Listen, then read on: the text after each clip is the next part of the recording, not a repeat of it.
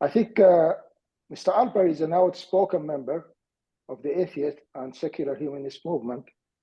And I'm sure this group here love the outspoken part of it, maybe. He was born and raised in New York, educated at Vassar College and North London University, as he was just talking about, where he acquired the degree in philosophy of science. He has like a very broad career here: a photographer, assistant in New York, electrician in England, a 5th grade and high school history teacher in Brooklyn, a truck smuggler in Central Africa. So that's fascinating. Produced screenwriter in Germany. And he was just talking also about his trip to Egypt and Nigeria, Algeria, Morocco. He lectured in various universities on the topic of cognitive science, sorry about the spelling here, and philosophy. In 1997, he wrote The God Part of the Brain. This book now, it's in the 5th edition. And this is one of the review about the book. Alper uses a psychiatric method to brilliantly and flawlessly argue that our concept of God is derived from the mechanics of the brain, enormously important, full of scientific and philosophical truth. That's the personal review. And I'm just gonna talk, this is like some quotation or script from the book, you know, from this book, not the God part of the brain, no. So, and I'm sure he will talk about that. You know, he was talking about when first time he hear about God, or like what God came. I think like that he was like 4 or 3 years old, 4 years old maybe, at the dinner table with his friend. When they start saying the prayer, and it looks to be like he did not find saying the prayer will make the food taste better, you know. Although in his home, he was talking about like how his dad start the food by like some curses, you know. Why I have to repeat these empty words before I am allowed to eat, you know? So that's what the first question, very early, when a child like 5 years old or 6 years old or 4 maybe is starting asking those questions. And I'm sure like a lot of us gone through this question before too. And then he went to his first great teacher, Haitian Miss Bear, when she told him like, it doesn't matter whether or not I see what you are doing, because God sees everything. So he started like questioning that. Where is he? How come we can't see him? Talking about God here. And Mr. Pierre said, God was watching me. This is like a quotation from like when he was pulled to the principal office, and then his dad asked him about why you were pulled to the principal office. Mr. Alper said, Mrs. Pierre said that God was watching me. So then I asked why I couldn't see him. So then Gordon pinched Robin, and then they started a fighting. So then I got sent to the principal. That, after a lot of discussion, back and forth with dad and mom, dad is like, just don't talk about it and don't ask about it either, you know. And then he has like this question of like, why, continuously keep asking, why is that, you know, so without guessing, like without receiving a response, you know, a valid response. This is like about the limitation. And he has like a long journey. Most probably he's gonna talk about that journey till he's like 20 years old or whatever, when he also like realized that he has like some limitation, it was becoming clearly by the day that I had less power over the universe than I had imagined. And then that it wasn't a who manipulated universe that she recognized at the end, but rather the universe that, for the most part, manipulated me. And I think now I'll give Mr. Alper the chance to talk and educate us about his book. Thank you. Well, thank you for the lovely introduction. So thank you everyone for showing up at the book meeting to discuss my book. As a writer, I'm always flattered that people took the time out of their busy days to read my work and to make it from beginning to end. So to give you a little background on Icarus, because that's pretty much mostly what we'll be discussing today. And of course, we can veer into the God part if people have questions, but I know you guys just read Icarus. So Icarus was the second book that I wrote. When I was a high school history teacher. That was my last job. And then it was a very bad school in Brooklyn. So I figured I have to come up with another plan. I'd always liked movies. I still do. I have a very large DVD collection of movies. So I bought a book, How to Write a Screenplay.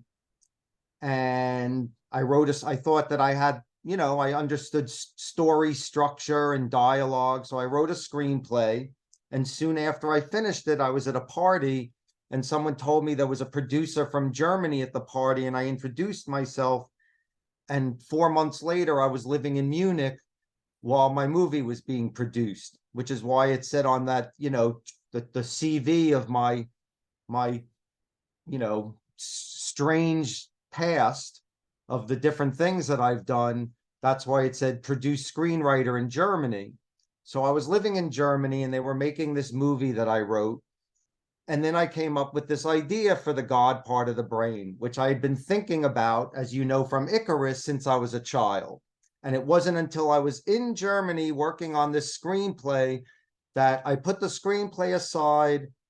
And for those of you who read the God part of the brain, there's a chapter called God is Word, where I describe what took place in my mind when I had suddenly this sort of epiphany.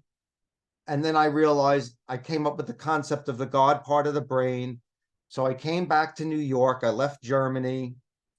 I thought that I was going to stay in Germany and maybe spend my life as a European movie writer.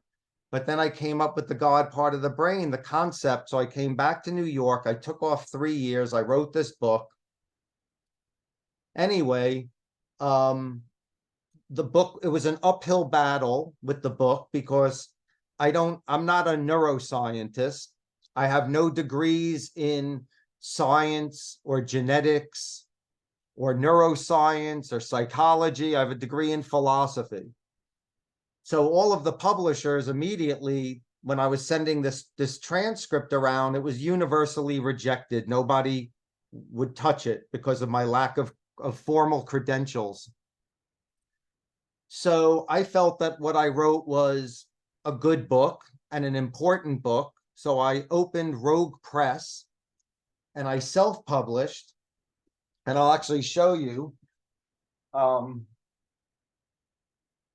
For those who have access to video, this was the first edition of the God part of the brain. This was a different book. This was the one that I produced as Rogue Press before I sold it to the publisher that now owns it, which is Source Books. And now the book looks like this. This is the hardcover version. So this is what it looks like now. But I self-published, and then I got on a radio show. A friend, I had boxes of books collecting dust in my apartment. Nobody was buying my books. I had a website. You could order my books. I had a little credit card machine. You could buy the book online with your credit card. And then someone gave me a phone number to a radio show. And they said, you got to market it, you got to promote it. And I was like, oh, I don't like that kind of thing. They're like, well, if you want to sell books, that's what you have to do. So I wrote a press release, like 2 paragraphs, and I sent the press release to the phone number that my friend gave me. It was a radio show. And it turned out to be a very big show with a very big audience. And I connected with the host really well. We got along. We had a really good rapport. And he asked me, I was supposed to be on for 30 minutes. And he asked me, would you like to stay on for the rest of the night with me? He said, our phones are ringing off the hook. This is a brilliant concept. We want to keep you on. I said, sure. The next morning, I checked my website. I had sold like 18,000 books. And then by the end of the week, it had added up to like 25,000. And then they replayed that show the next week, and then more books sold. I had to call the printing press, and suddenly I had a truck bringing like giant, boxes of books. I didn't know where to put them. They were all over my apartment. And then I had to write down everyone's address. I got my parents involved. We sat there around the clock filling out these envelopes to send out, again, this first edition of The God Part of the Brain. And then I started getting, like a year later of now this, getting invited on other radio shows. I started getting letters. I started getting letters from doctors and scientists and neurosurgeons and all sorts of people, academics. Certain professors were ordering the book in bulk, ordering like 50 copies at a time to use to teach their college courses. And then that became my resume. And then using all of the letters that I had received from important people, then I used that to get the book published. And then the book got published by a big publishing company. And then, it went into numerous languages. And then that became my career. So I was now doing, like I said, I was doing radio shows, I was doing interviews. And one of the questions that was inevitably asked whenever I was on one of these shows was, people would ask me, like, according to your background, you didn't go to school for any of this. You didn't go to seminary school to study theology. Like, so where did this book come from? So I would talk briefly about my childhood, but as I did, I started to realize that I kind of thought I had an interesting enough backstory to why I wrote The God Part of the Brain that I decided I would write a prequel, sort of a memoir that leads up to The God Part of the Brain, those events in my early life that set me on a path of asking questions that led me to eventually writing The God Part of the Brain. So I wrote Icarus of Brooklyn, A Spiritual Quest Gone Wrong, the book that you guys just read. And again, part of the reason I wrote it was because it was, people who were interested in The God Part of the Brain. I figured I would have an easy audience. They wanted to know why I wrote it. So I sold the books to people who are readers of God Part. So again, that's the backstory to the book that you guys just read for your book club. That's why I wrote that book. But I also wrote it for other reasons.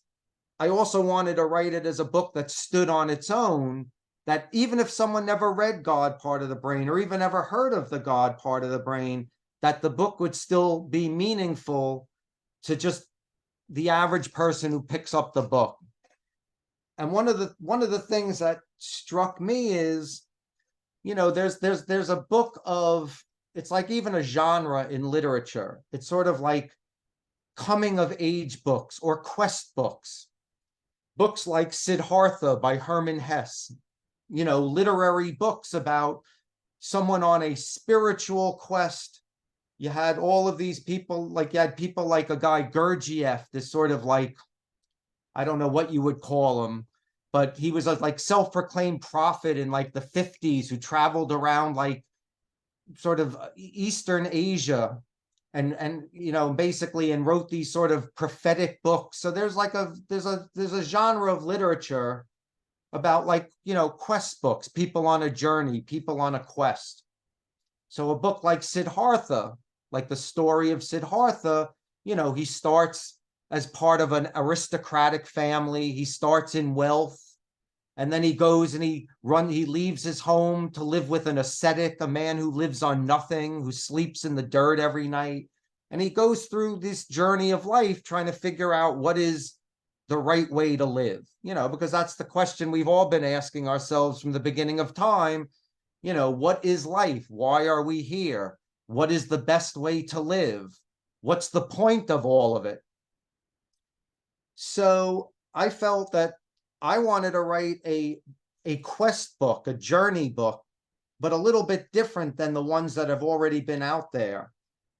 Because I see the world sort of to a certain extent through the eyes of a cognitive scientist, how basically the brain is broken up into different regions, and these different regions grant us these various intelligences, the capacity for different emotions, our capacity for language, for musicality, etc. And sort of in line with some of the developmental psychologists who began sort of looking at the stages of development, the actual developmental stages of human beings, almost like studying us like an animal, like a zoologist would study an animal. You had people like Piaget, some of the first developmental psychologists, looking at the stages of human growth. But I felt that nobody had yet written a book about the stages of spiritual development in humans. That, now again, anyone who's read The God Part of the Brain knows that I'm an atheist, that I don't believe in a spiritual reality. But I believe that our capacity to perceive the world with a spiritual reality and through that lens is part of our cognitive existence, that there are parts of what I write in The God Part of the Brain is there are parts of our brain that compel us to have these beliefs and these feelings and make us feel connected to some higher power. And that basically, so we're born a spiritual animal. It's part of the mechanics of man to be a religious and spiritual animal.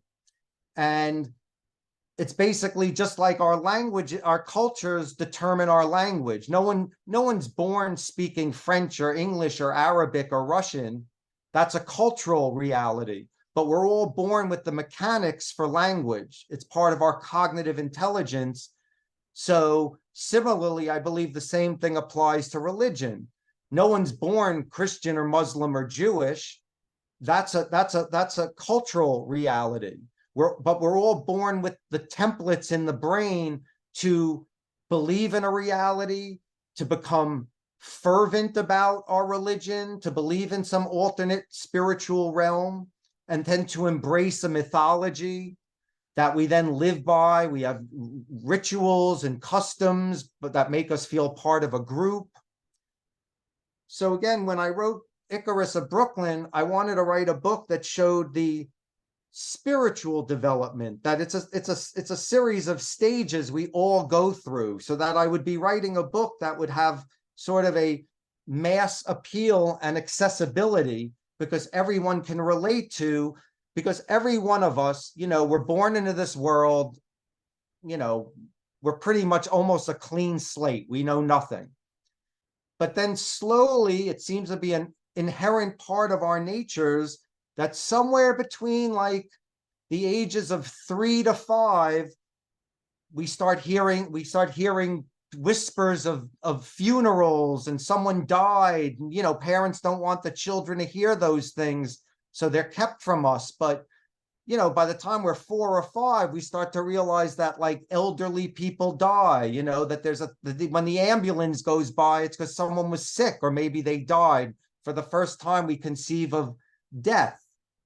And all of a sudden, for the first time, we're filled with this existential anxiety of like, oh crap, is that going to happen to me too? Is that going to happen to mommy and daddy? Like, what is this death thing? And suddenly we're filled with this terror, and usually it dissipates. or we're given some explanation like, oh, you don't have to worry because we're all going to go to heaven, and then we'll be in heaven, and we'll all be together again. Some comforting, position is offered to a child. But again, in Icarus, I put us through the different stages. So we conceive of the first chapter in the book as consciousness, this stage where suddenly we all realize that we're a being, whether we have a glimmer of self-awareness or we're hit with it hard. At some point, we all realize we are a self. We have some version of an awareness of consciousness, which is something that only human beings have. No other animal has that capacity. And then we come to terms with this notion of death, like, oh no, I'm a mortal being. I'm not just a being, I'm a being that's going to end one day forever. It fills us with this existential terror that lives with us the rest of our lives. Then we become aware of gods, of the religious customs in our culture. And we start to, learn more about this idea that there's like a heavenly father, that there's some protective force out like on the clouds that looks down on us and is there to protect us. So we all become accustomed to this concept of God. And then, I have like the chapter on infinity, because eventually then it all becomes part of our conscious awareness that there's this thing, eternity and infinity, that both time and space last forever, which also is a very mind-boggling concept that puts humanity into a tailspin, which is part of why I wrote, again, the God part of the brain, suggesting that these concepts, these awarenesses humans have of our own mortality and of this notion of eternity when we're such finite beings is so terrifying that nature evolved these parts of the brain, these comforting mechanisms that make us feel connected to eternity, that make us feel like we're immortal, that we have this eternal soul. So even though the body will die, this other component will live on forever. So all of a sudden, God, the notion of death is gone. We don't have to fear it anymore. Problem solved. We're eternal. We have a soul.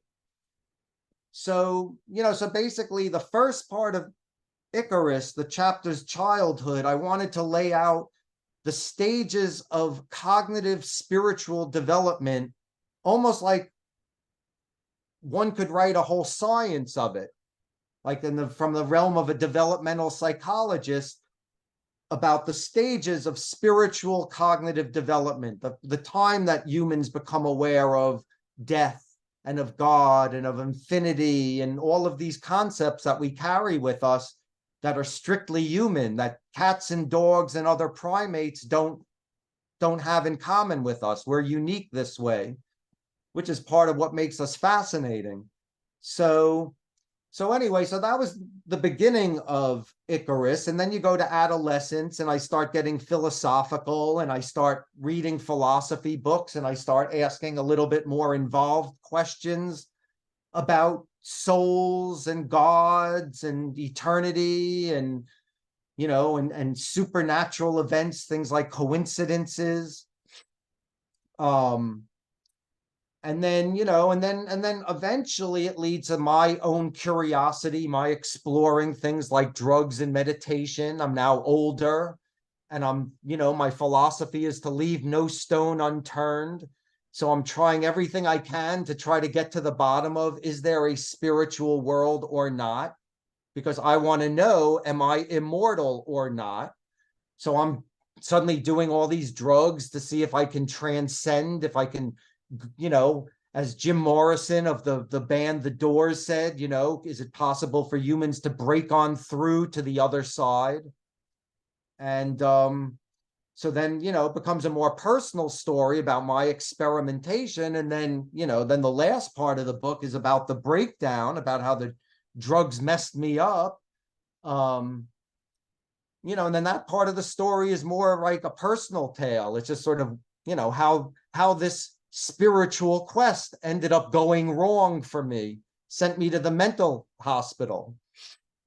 But all in all, I felt like I had an interesting story to tell, that had a few different sort of aspects to it and layers. And plus it was just fun for me to be recounting these parts of my past. And I also felt like just for myself, because, you know, as we all know, as we're all getting older, you know, those memories that we had of childhood and adolescence, you know, they fade with time. They almost feel like I feel like I look back now at my childhood, I don't even recognize that person.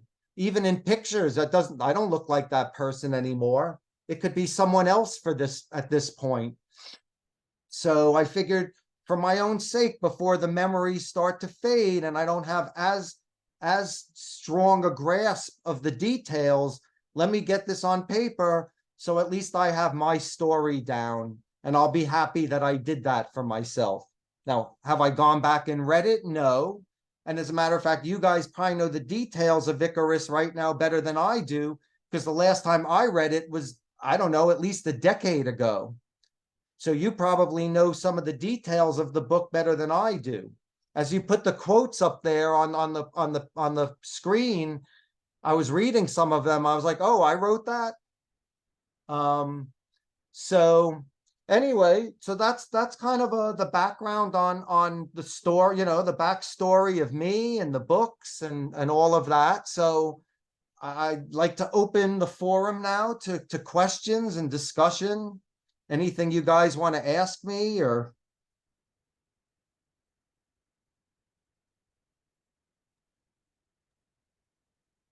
Maybe I could come here. Again, I thank you, Matthew, for the book or for being here. When I started the book, I thought you're trying to teach people philosophy and critical thinking, and it kind of reminded me of that Matthew Lipman book, that Discoveries. Because you went through the whole argument regarding presence or absence of God, like, for example, the problem of evil and hiddenness and all of it. Mm-hmm. Then, continuing to read the book, I remember telling myself, Matthew is going to end up with anxiety and depression and get into not house as you called it. Going through it, at the end I realized it's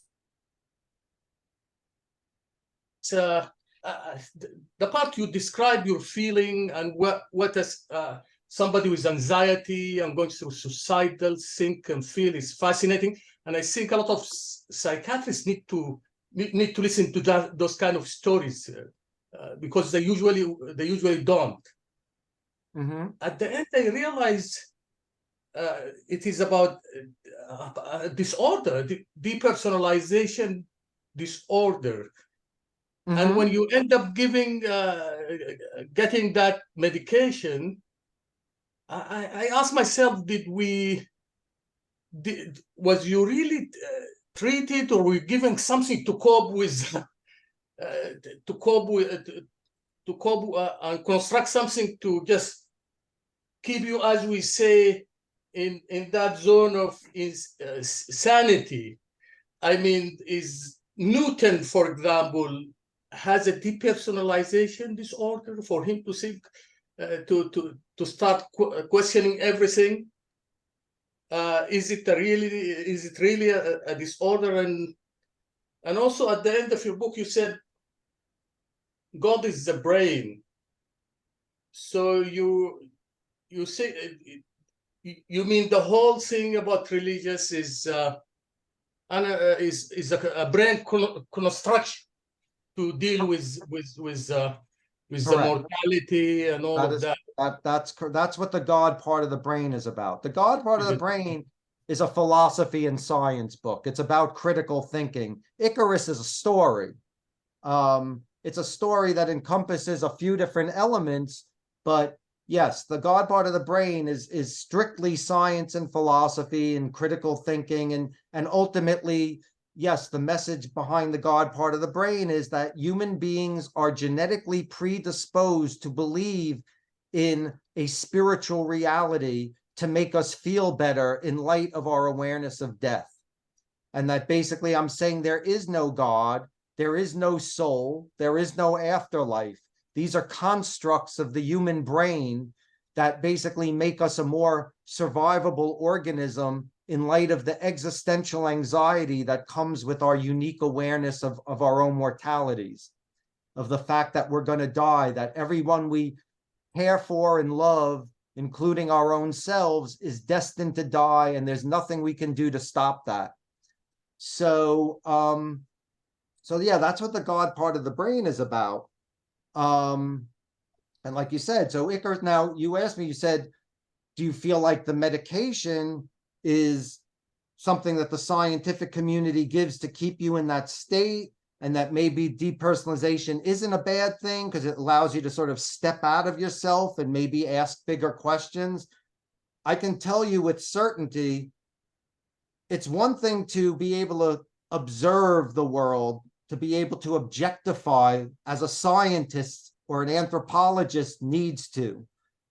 But what I was experiencing was distinct dysfunction that was very painful, that was induced by the LSD that I had taken.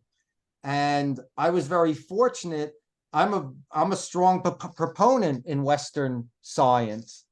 And I feel like I was very lucky to find the doctor that I did, who was able finally, after many doctors who misdiagnosed me, to find someone who understood and put me on a medication that for the first time in over a year, I felt stabilized. I felt like a person again.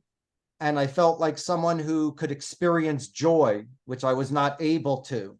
So it wasn't the medical community trying to oppress me in any way. The medical community saved my life and alleviated some symptoms that were so painful that I was tempted to want to end my life. So I just wanted to comment on that, what you alluded to.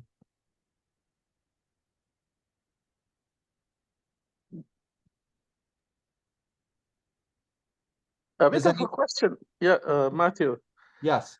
I kind of science reading the very like the first part of the childhood story, and getting into the point where, as a child in our culture, we have these questions to our parents because of our knowledge is so inferior, and we thought our parents would be having an answer for every question.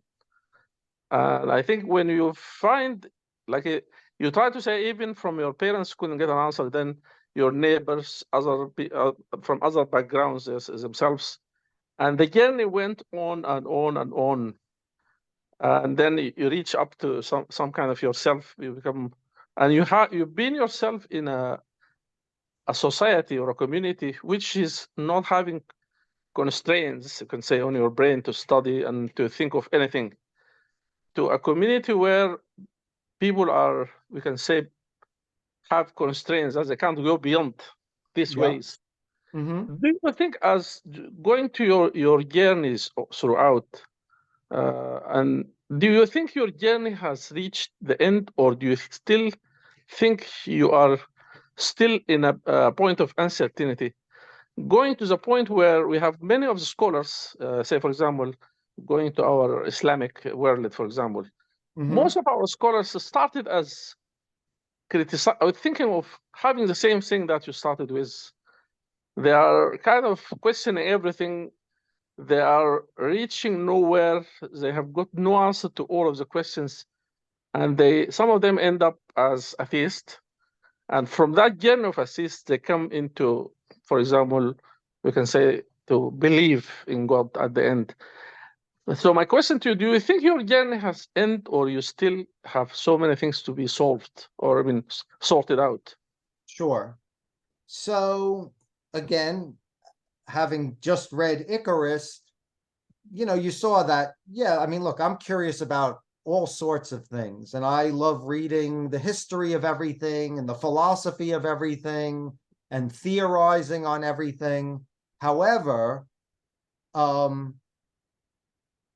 the one thing that I really was driven by, the one quest, the one question that I had more than all others was, am I mortal or not? Is there a God? Is there a soul? Is there a transcendental quality in the universe? As Einstein said, I want to know God's thoughts. The rest are just details. So for me, I feel like I'm fairly comfortable in the solution that I came to regarding this construct that God and our beliefs in gods and in all forms of magical thinking, superstition, good luck, bad luck, the paranormal, coincidence, all of these various forms of of magical thinking, belief in gods, souls, afterlives, fairies, ghosts. I believe those are all constructs of the brain. I'm at this point, I'm so confident that that's ultimately the answer, that pretty much once I wrote the God part of the brain, I've been done. I don't really have great philosophical questions anymore. That to me was the one philosophical question I wanted to resolve. And when I first set out to resolve it, my hope was that that the answer was going to be that I am immortal, that there is a soul, and I'm going to find the origin, the source of this belief. So I was hopeful. I wanted to prove that there was magic in the world. I wanted to prove that there was a soul and there was an afterlife. Nobody wants to die. It's a terrifying notion. So, and it goes against all of our wiring for self-preservation. So, but unfortunately, it was not the answer that I concluded, but I had to come to terms with what I felt the sciences offered as the solution, which is that it's nothing more than a cognitive state to believe in those things. And having, for myself, resolved that question, I really haven't had any particular philosophical, of course I have thoughts about all sorts of things, but to me, dwelling in the existential is sort of a unique range of thinking. And once I resolved the problems that dealt with the existential part of human life, I've been pretty much at peace, more or less, with the fact that this is all there is. My life has no meaning. My life has no purpose. That ultimately we're less than a speck of dust in a vast cosmos. Nobody's listening to us. In however long, whether it's 10 years or 100 years or 1,000 years or 1,000,000 years, humans won't exist any longer. We know as a fact that the solar system is going to implode in 1,000,000,000 years or so. So even if somehow we squeak through, we're not going to survive, the contraction of the universe or a supernova of the sun. So ultimately, humans are here. And if we're talking about infinite time, even if we were here for 1,000,000 years, that would still be a fraction of even what the dinosaurs were here for. So we're here for a flitter of time in a universe that's eternal. I don't believe anyone's listening or anyone cares. The only meaning we have in life is the meaning that we prescribe to ourselves or ascribe to ourselves within our lifetimes, but it's all convoluted. It's an artifice that we've created, and it's what gives us a sense of meaning. It's how we go through our day. We have a sense of purpose, a sense of identity, a sense of how we see others seeing us. And we need to present ourselves in a certain way. And that's what gives us purpose. But as far as is there ultimate purpose, I don't believe there is. Do I believe that I'm an eternal being? Not at all. I believe that when this biological being stops operating, that Matthew, my conscious self, will be gone forevermore, that all consciousness is not a facet of a soul, some eternal organ that's floating around like a ghost in the machine, but that basically consciousness is a facet of the human brain, our organ. And that's all it is. It's an organ. It's a biological entity. I don't even have to die. I could get banged in the head and suffer traumatic brain injury or get Alzheimer's or dementia. And suddenly Matthew, even while my body's alive, Matthew will be gone. So even in my lifetime, I'm not necessarily eternal. So I believe, again, consciousness, or what we'd like to think of as the soul, or what I might call Matthew, is just a manifestation of the organization of my brain. And that when my brain stops working, when my brain cells stop receiving oxygen and the brain dies, that will be the last time that this entity I know as Matthew will ever have another thought or exist. And that's it. And then forevermore, nothingness, which I suppose can be a terrifying thought. It terrified me when I was a child. I think I'm more at peace with it now that I'm an adult. And there's actually a quote I like by Mark Twain, an American writer. He wrote the book like Tom Sawyer. And Mark Twain said, "They ask me if I fear death, the thought of not existing for all eternity. And I say to myself, well, I didn't exist for all eternity back in time up until the moment I was born. And that didn't seem to bother me much, not existing for eternity in the past. So it shouldn't bother me to not exist for all eternity into the future either." So I guess that's kind of how I feel at this point. You know, I'm here while I'm here, then I won't be here. What am I going to, there's nothing I can do about it. I don't let it scare me. But I don't believe that there's anything that could happen to me at this point in my life. A gun could be pointed at my head, and I will not say, I will not suddenly find God. I will not turn to God. There's an expression, there are no atheists in the foxhole. You know, like the foxholes, what they dug in World War I, those little shelters to avoid the German shelling. And they say there's no atheists in a foxhole, meaning like when your life is on the line, you'll find God. I don't think I'm gonna find God. I've been faced with death in numerous experiences where things got scary. I didn't know if I was going to get out in one piece. It doesn't occur to me to turn to God. At this point, I'm confident that there is none.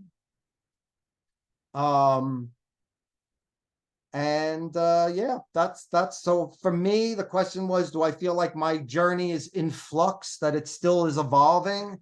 And my answer is no. I feel like I'm at peace with the solution that I presented with myself through the God part of the brain. I feel like there's enough validated and supported science at this point to suggest that there are parts of the brain that make us have these thoughts and feelings. And just like I'm confident that, you know, my heart is an organ that pumps blood, I am confident that my brain is an organ that creates a spiritual universe in our heads to make us feel better. So I believe that my journey is done. Thank you so much, Matthew. I think there was we jumped over Muhammad. Sorry for that. I can go ahead.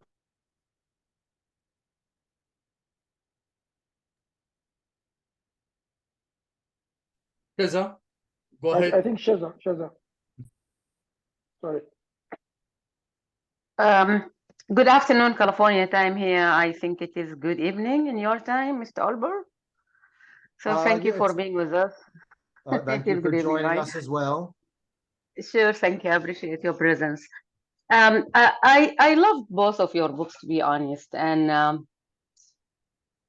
not an atheist, but I have friends, and contrary to the common belief in my culture that atheist is something that looks down upon.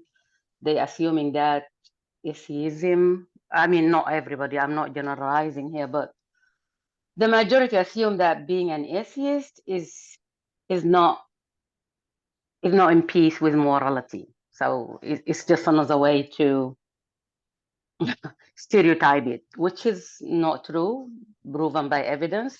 Morality has nothing to do with atheism. And the way I look at it, it is somebody that I call him seekers, somebody who's seeking truth, looking for answers in unusual way. And all religious advocates start as seekers. So I just want to put that perspective out there to say the way I look at it is different. In your boss book, I see that, and by the way, I'm so hardwired into religion, saying that, and I go to the Buddhist church with my Buddhist friends, but I'm still me with my own belief. I go to the church and I have my own belief. So I'm very hardwired according to your statement of religion is a hardwired part. Mm-hmm. And I love that part of me and acknowledge it, and I acknowledge others and respect their views. So what I loved about your book is well written, the Icarus, and I love that you use that Greek methodology to represent the sorry, I have the period in the human nature. And also I find it very, very magical in a way, take you into questions, that's deep life questions in a way that's very magically, just like when you're going to wonderland of, questions. So that's the comment. And the questions I have is, I wrote it somewhere, hold on for me. Yeah, my first curiosity is about, you have wrote a book about neuroscience and you're not a neuroscientist. How did that being perceived? I know you said the publisher were not okay, assuming that you don't have the full authority or certification to write such a book. So could you discuss any challenges that's faced you in communicating the complex science ideas to the general audience, and how did you decide to simplify it or omit some of it? Thank you again. Sure. Well, again, since I'm guessing most of you read Icarus, as you saw from an early age, I was a very curious kid. And then you saw as a teenager, I started applying that curiosity to an interest in science and philosophy. Now, I don't really go in great detail in Icarus because it wasn't really valid, for that book. It wasn't necessary to go into all of the science I'd been studying. But for those who've read The God Part of the Brain, I have that chapter called A Very Brief History of Time, where I try to paint a secular, very physical explanation for the origins of the universe, for the solar systems, for, the planets and the stars, for the origin of life, for the evolution of life, and basically toward the product of man. So since I was young, because I was curious, and I decided from a pretty early age that if anything was going to provide me with reliable answers, it was going to be the sciences. So, one could say science became my religion, or at least science became the method that I had faith in. Of all of the methods, I felt like this is the method that actually has results. It's not just people making assumptions and pushing those assumptions on people. It's people having assumptions, testing the assumptions, and then creating a technology like electricity and electric light. So all of the products of science, the TV that I watch, the components of the computer that we're now speaking from all across the world are the products of science. So I decided science was the paradigm that I was going to put my faith in. And the only way I was going to learn anything is I learned all the science that I could get my hands on, from cosmology to astrophysics to physics to chemistry to the life sciences, basically to leave no stone unturned. And I go more into those ideas in the God part of the brain. But yeah, so I've been studying a lot of science. And then when I came up with the concept of the God part of the brain, and I realized, oh my God, it's something that exists in every culture. And according to the principles of sociobiology, that means it's an inherent part of human nature. There must be parts of our brain generating this capacity, this instinct.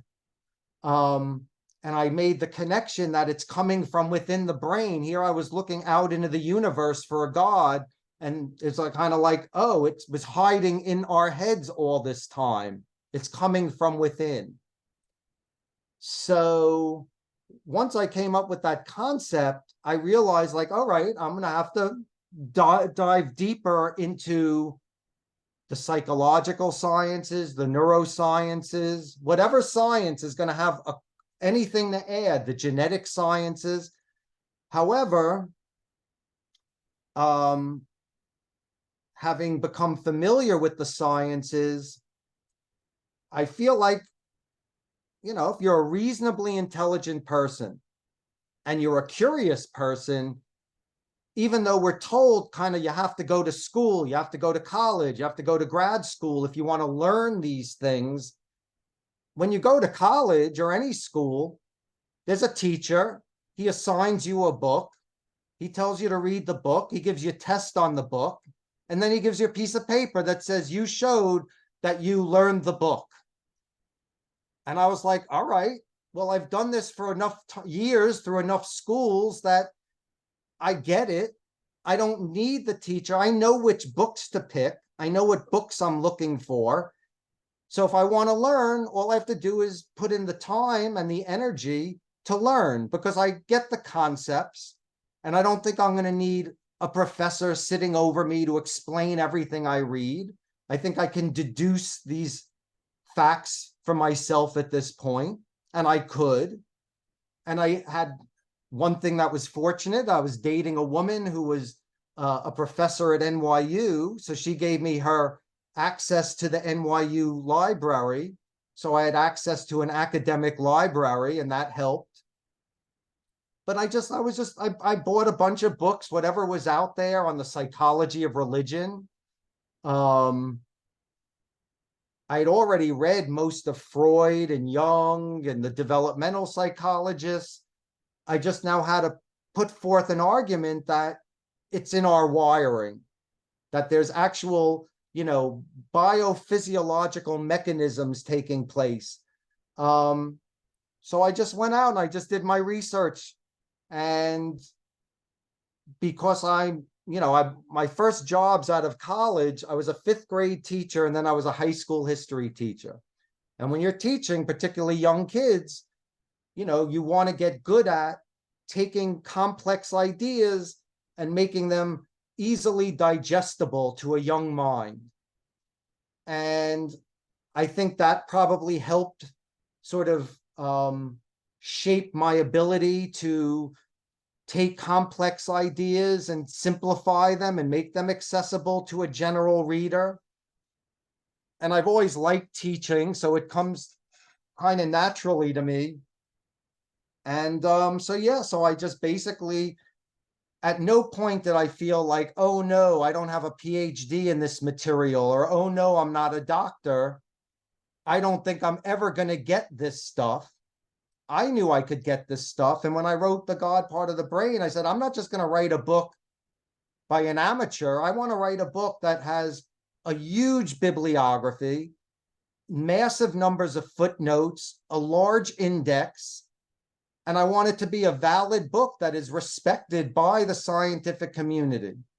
And when I started getting letters from professors who were placing orders to use my book to teach their courses, college and grad school courses, for me, that was that validation. I was like, all right, I guess mission accomplished. I I did what I set out to do, to write a book that even professors felt was so rich with information that it was something they could use as a source to teach their students, and that they trusted it as a source, even though I didn't have the formal credentials.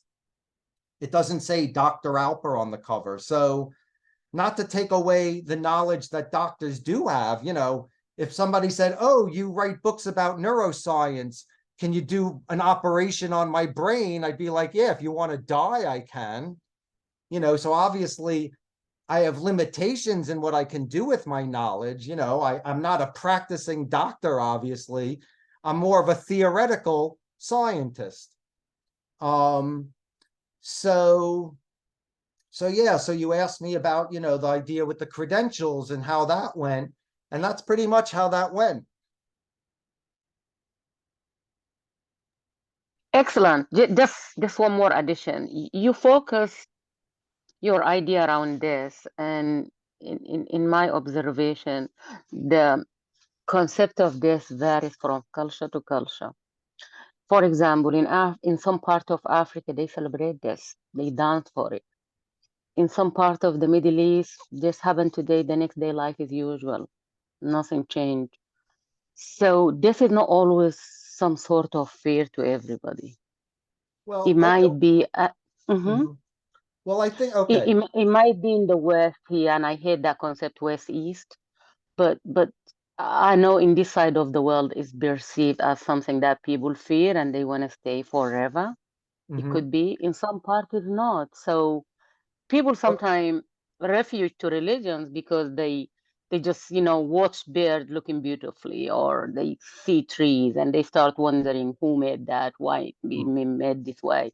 So there is so many venues and ways to reach to the same hardwiring apart from this, right? So I'm going to play devil's advocate now. So there are definitely different cultures have different ways they deal with grieving.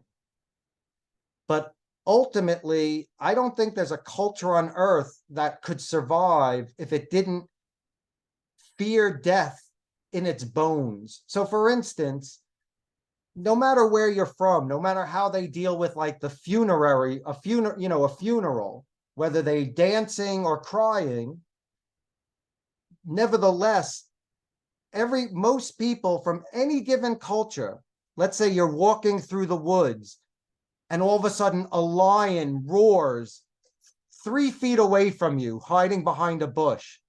There isn't a person on earth whose adrenaline isn't going to shoot through their bodies, that isn't going to be suddenly filled with a terror.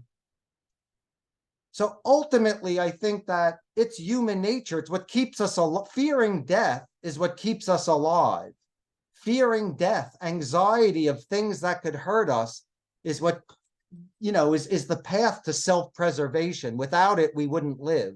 So regardless of how we deal with grief, some cultures probably just, it's so painful to deal with death that it's almost better to just, let's try to celebrate it. It's like, maybe it's a reaction formation to how to deal with the pain. But I don't believe there's any culture on earth where there's a parent and their 5 or 10-year-old child dies that isn't filled with such horror and dread and sense of loss, like a piece of their heart is missing, that, unless there's such a fundamentalist religious person that they're convinced that their child is now in a heavenly place. But even that, I think that ultimately, if you strip down cultural rituals and practices, that it's the most inherent sort of emotion for humans to have is to fear death, to fear the death of ourselves, so that if a lion roars at us from 2 feet away, we're going to jump. We're going to turn white. We're going to want to run like we have a rocket in our pocket. That's an inevitable instinct. And like I said, I don't think there's a culture on earth that if they lose a child, maybe parents, some cultures we learn to sort of, revere the elderly, and when they die, we try to look on it maybe as a glorious thing. But I don't think there's a culture on earth that accepts the loss of a child without feeling a profound sense of misery. I don't think there's any culture out there that truly is at peace with death. Death is terrifying. Death is the end of existence, and it's the end of the existence of people we love and care for and want to protect. So even though, again, there might be certain cultural variables where people behave differently from an anthropological standpoint, I think from a biological standpoint, it's inevitable that humans are terrified of death, hate the thought of that they're going to lose their loved ones, and spend their days doing everything they can to protect what they have, themselves, and everybody in their family that they love. So if that's our basic instinct, that means we're fearing death, regardless of, whether we're dancing at someone's funeral or not. So again, it's a good question, but I'm playing devil's advocate here and taking a different approach to that question.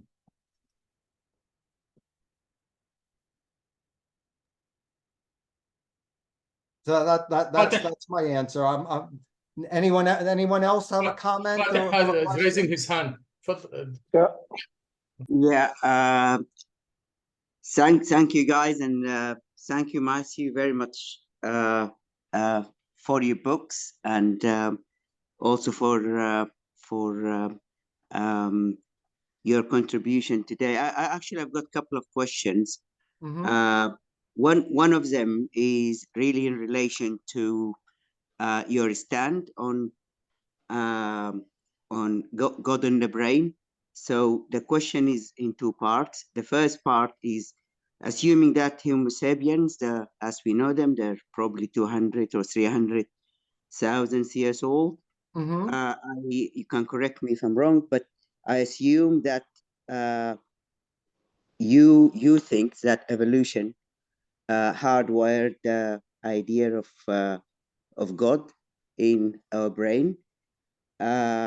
So then that the question will be, what benefit, what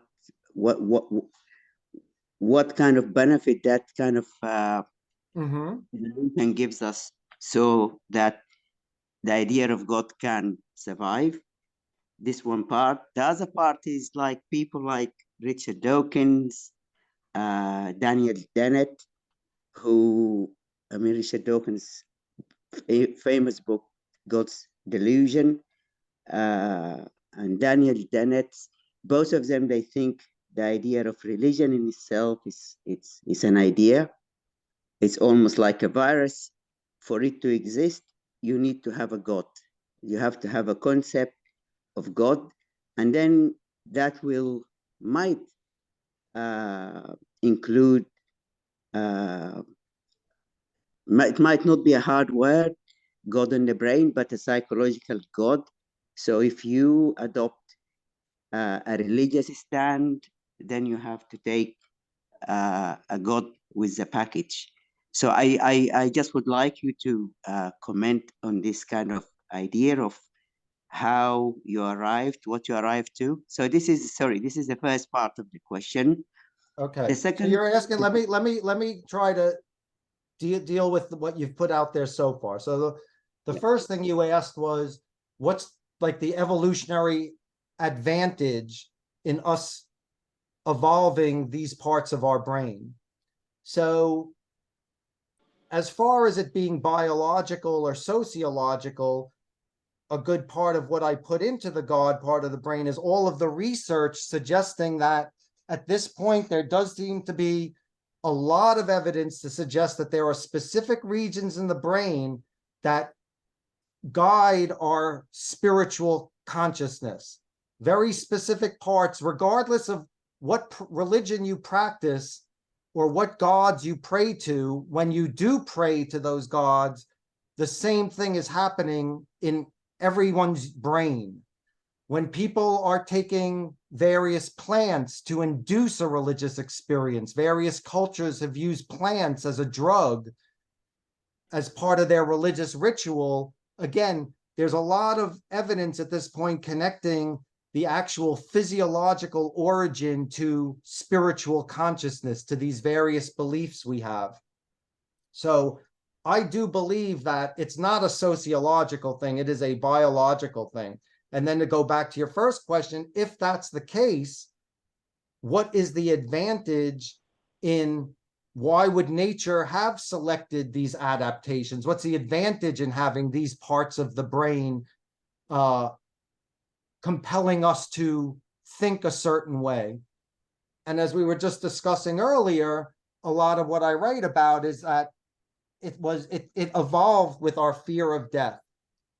What I write about is essentially, unlike the other hominids, the human brain kept developing and evolving. So we have the biggest cubic centimeter capacity in our skulls compared to the other hominids. So our brains are bigger.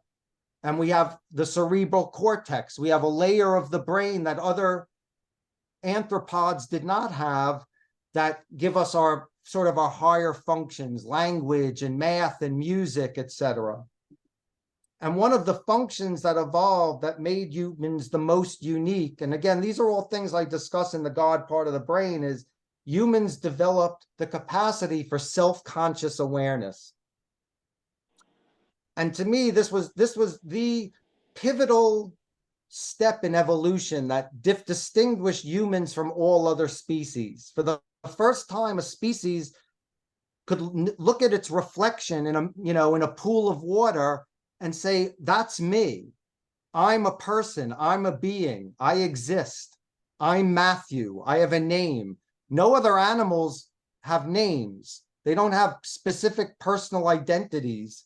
There might be the leader of the pack, but that leader doesn't have a name. So we have identities. We have a sense of self. And it's part of our evolution to have that sense of self, is to fight for that self, to protect the self. But more than that, what it did was, with the capacity for self-awareness, humans now, for instance, if it gets cold out, we can say, I am cold. And now we have the capacity to do something about it. So let's say another ice age comes. Unlike all the other species on Earth that would have to sit back and passively go through hundreds of generations to develop a thicker coat of fur, let's say, like we saw in the last ice age, humans can say, I'm cold. And within an hour, we can sew ourselves a coat of fur. So basically, we have transcended the process of natural selection. If we deem, oh, look at the birds flying, that would be really great. We don't have to sit back and hypothetically wait to grow wings in 50 million years. We can build a plane. We can build technologies. We can make fire. It's cold. Let's make fire. That gives us heat. It made us the most powerful species on Earth, self-conscious awareness, this capacity for self-modification. However, the drawback was, in becoming aware of that we exist, we became the first organism to become aware of the fact that one day we won't. We became the first animal to become aware of our mortalities. By knowing that we see people die, and it occurs to us, oh, one day I'm here now, but one day I won't be. And that's death. So suddenly, for the first time, an organism suffered existential anxiety, the fear of death. It's a unique concept to humans. And I believe that existential anxiety was so crippling. As a matter of fact, I believe it's still so crippling. I believe it's the origin of all human neurosis and psychosis, that the fear of death is basically what makes us the dysfunctional animal, what makes us an animal unlike any other animal that's capable of all sorts of, wicked behaviors of sadism, of torture. Other animals kill because they're hungry. humans kill because we have a sadistic streak. I mean, we do all sorts of evil, crazy, perverse, demented things to one another, to our environments, because we are a broken animal. Because I believe that the awareness, self-conscious awareness, basically made us the most powerful species on Earth, but it also broke us. It made us the existential animal. And I believe that in order to help us deal with that debilitating, crippling fear, that was the purpose, so that now humans can pray to gods and believe that they're connected to some protective power in the universe, and that when we die, it's just, this is just a passing phase. There's nothing to truly fear. On top of that, it also gives us a sense of organization. So by belonging to a religion, by belonging to a belief system, it also has cultural benefits. It gives us a sense of community and belonging. It provides us with a mythology, with a narrative by which we explain our existences and our histories. It gives us a sense of customs and rituals, how to dress, what to wear, what to eat, when to eat it. We construct a reality that gives us a sense of purpose and meaning. And we look at outsiders, those who don't embrace our customs, as like sort of dirty people, like they're not going to our heaven because they don't know to worship properly. They don't wear the right clothes and eat the right food, etc. So it gives us a sense of cultural identity. So that's what it's those things to deal with death and to give us a sense of community and purpose that I believe was basically the underlying reason why nature selected these mechanisms in the brain that essentially, like you said, for the last 200,000 to 300,000 years has been a part of our species. That when we evolved self-conscious awareness, I believe we evolved in tandem a belief in a spiritual reality, because it was the only thing that protected us from the fear of death, and then to have a sense of purpose in a reality where suddenly we realize there is none. Other animals, cats, dogs, monkeys, they're not sitting there worrying about what's their purpose in life. Their purpose in life is to get their belly rubbed and to be fed, so, and to mate when they want to. But so I believe it's the complexity of humanity that forced the selection of these parts of our brain. Anyway, so that's my answer to that. Yeah, I thank you for that. Just forgive me to run with what was your thought there. I think you jumped very quickly from evolution and purpose and evolution to a psychological purpose on having a god, i.e. rituals, cultural, this, that, and other, which takes us to the first part of the question. That's where people like Dawkins and Dennett think it's coming from there. But then there'll be the question is, evolution has not given the rest of mammals and other animals the same advantage of having a god hardwired in their brains. So I could not see still the advantage of evolution, thinking that evolution is mindless. Of course, Right. Without knowing, and it's got natural selection. If it hardwire you to believe in God, and believe in God is a good thing, it continues. Otherwise, it will die.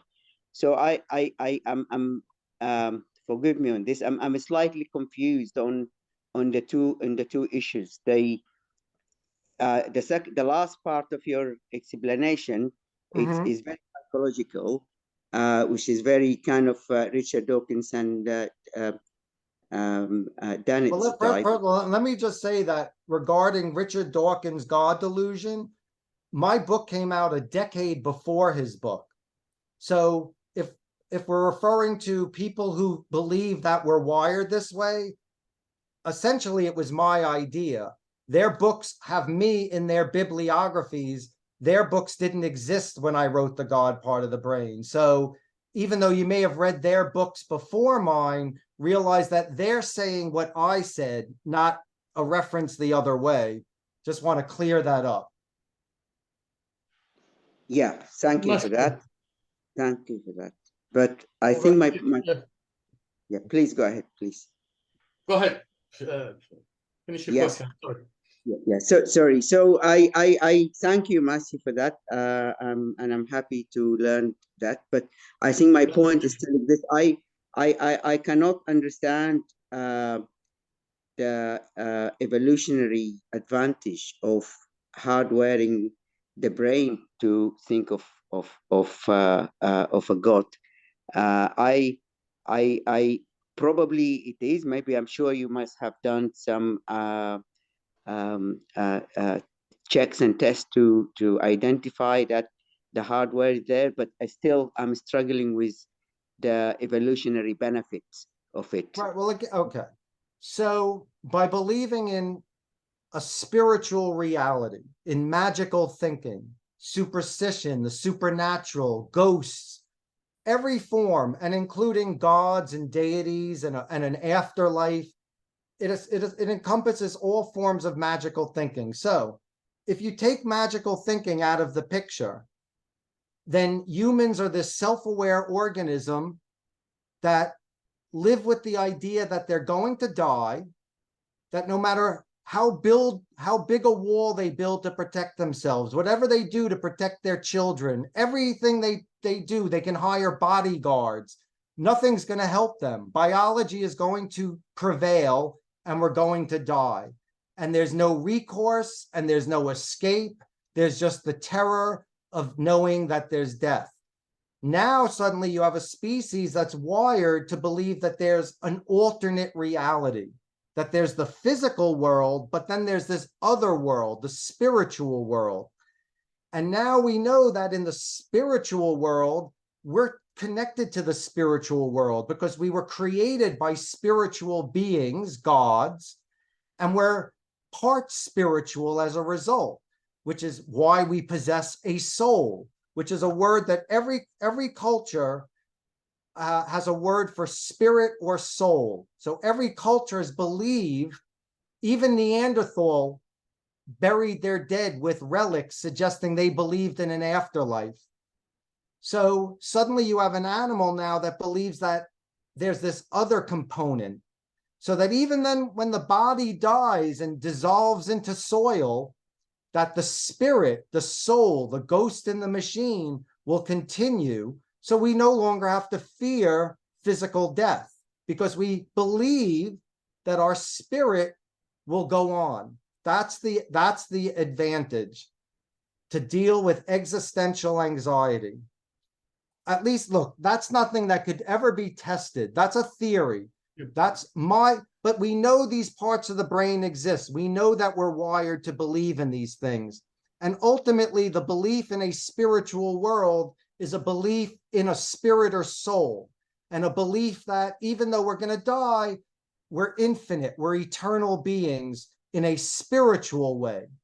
So I believe that is most likely the connection.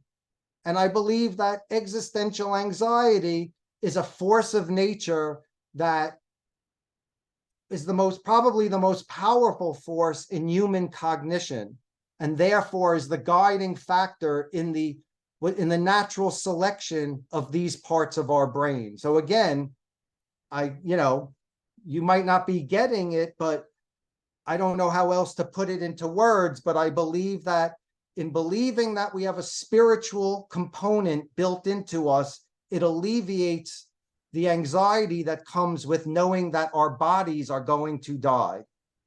And that in the end is what I believe is the underlying factor behind it. Okay, thank you very much, Dr. Abdullah, for the opportunity. Thank you, Matthew, for being with us. And I am actually relieved when I found out that while I was reading your book, that you have another book which is the God part of the brain, because I was wondering while I'm reading the book that I'm going to be left with an unanswered question. What did he find? Did he find God or he didn't find God? So I look at the book and I'm glad that you said this is my story. So I might drift a little bit from the spirituality and finding God. And I know this is your favorite subject, but your book has a lot of things that can be discussed.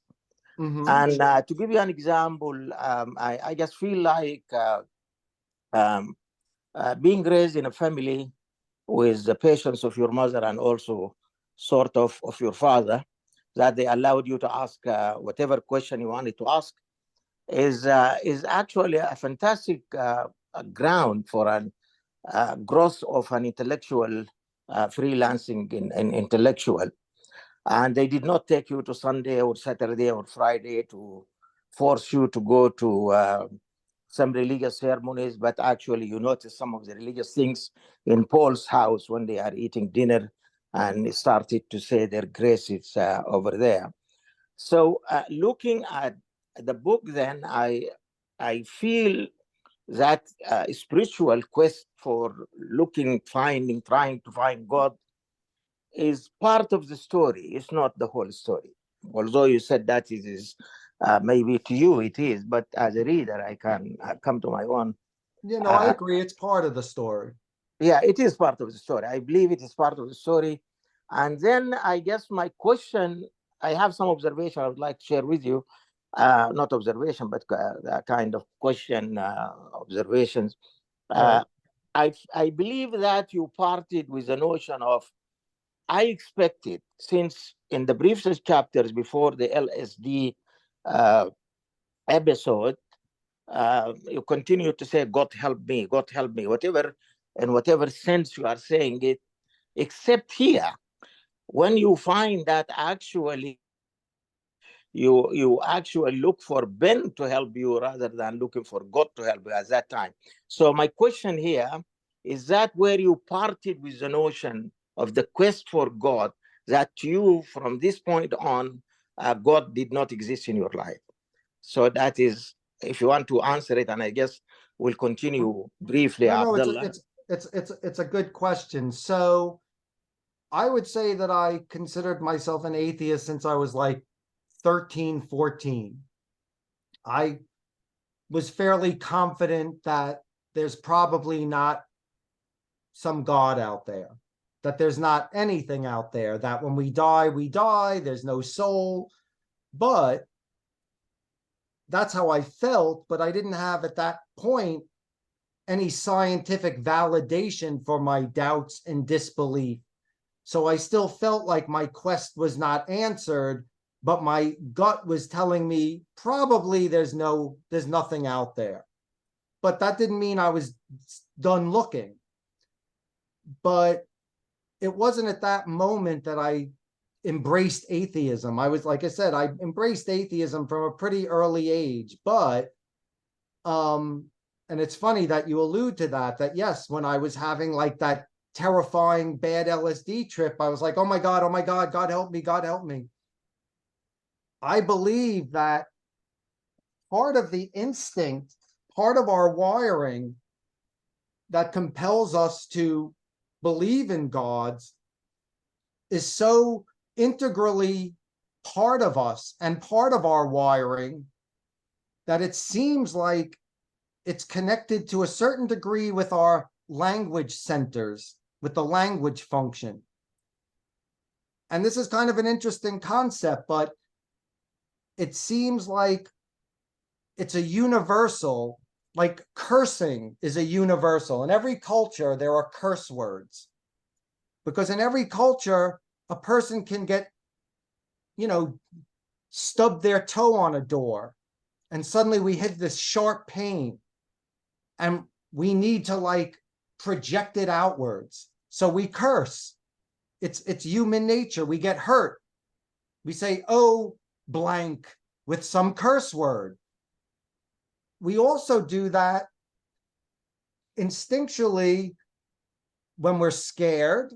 I believe that anxiety induces us to linguistically summon our gods. Oh my God, God help me. Oh God help me. When we're terrified, when we're trembling, instinctually, we summon our gods. And I think that's what I was doing, even though I didn't believe that there was a God out there to save me. And here's a sort of another funny turn on that concept, but I also get the sense that it's a universal, that it's connected to our language centers in conjunction with our sexual selves, because it seems like it's a universal that in all cultures, when people have sex as an expression of ecstasy, just like as an expression of fear or pain, as an expression of ecstasy, people say, oh God, when they're in bed, when they're feeling pleasure.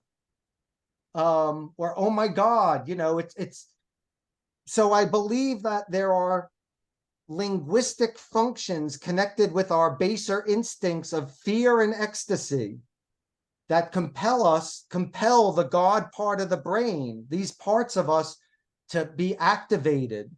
And I think that what was happening was, even though I don't believe in God, when I was in that type of terror, I was saying, oh my God, oh God, oh God, God help me, oh God, oh God, oh God. I was just like repeating it. But then, of course, when I wanted help, I got Ben. I got someone who I thought, okay, well, there's someone who could help me. Because I wasn't going to start really asking God, God, can you get me out of this? I'm in a lot of pain. God, you got to help me. I didn't have any faith that there was a God that was going to help me. And in the end, it was not a God that helped me. It was a medicine. It was a pill. It was a fruit of science, of the psychiatric sciences, that created a medication that alleviated my symptoms of depersonalization and anxiety and depression. So it's a very good question. Yeah, it's some of the observations when you are talking to the counselor and he is trying to, that is very, very interesting, and actually it reveals a lot about the academic institutions now, and they are trying to force you at least to select a major, and then they will suggest, okay, for this major you need these courses, and boom, go, you are done. But as you have seen, maybe in the last 10 years, those students who come undecided to the college, to the university, are increasing, are continuously increasing. They started to have what do you call it, undecided for 1 year, then undecided for 2 years, then undecided for 3 years.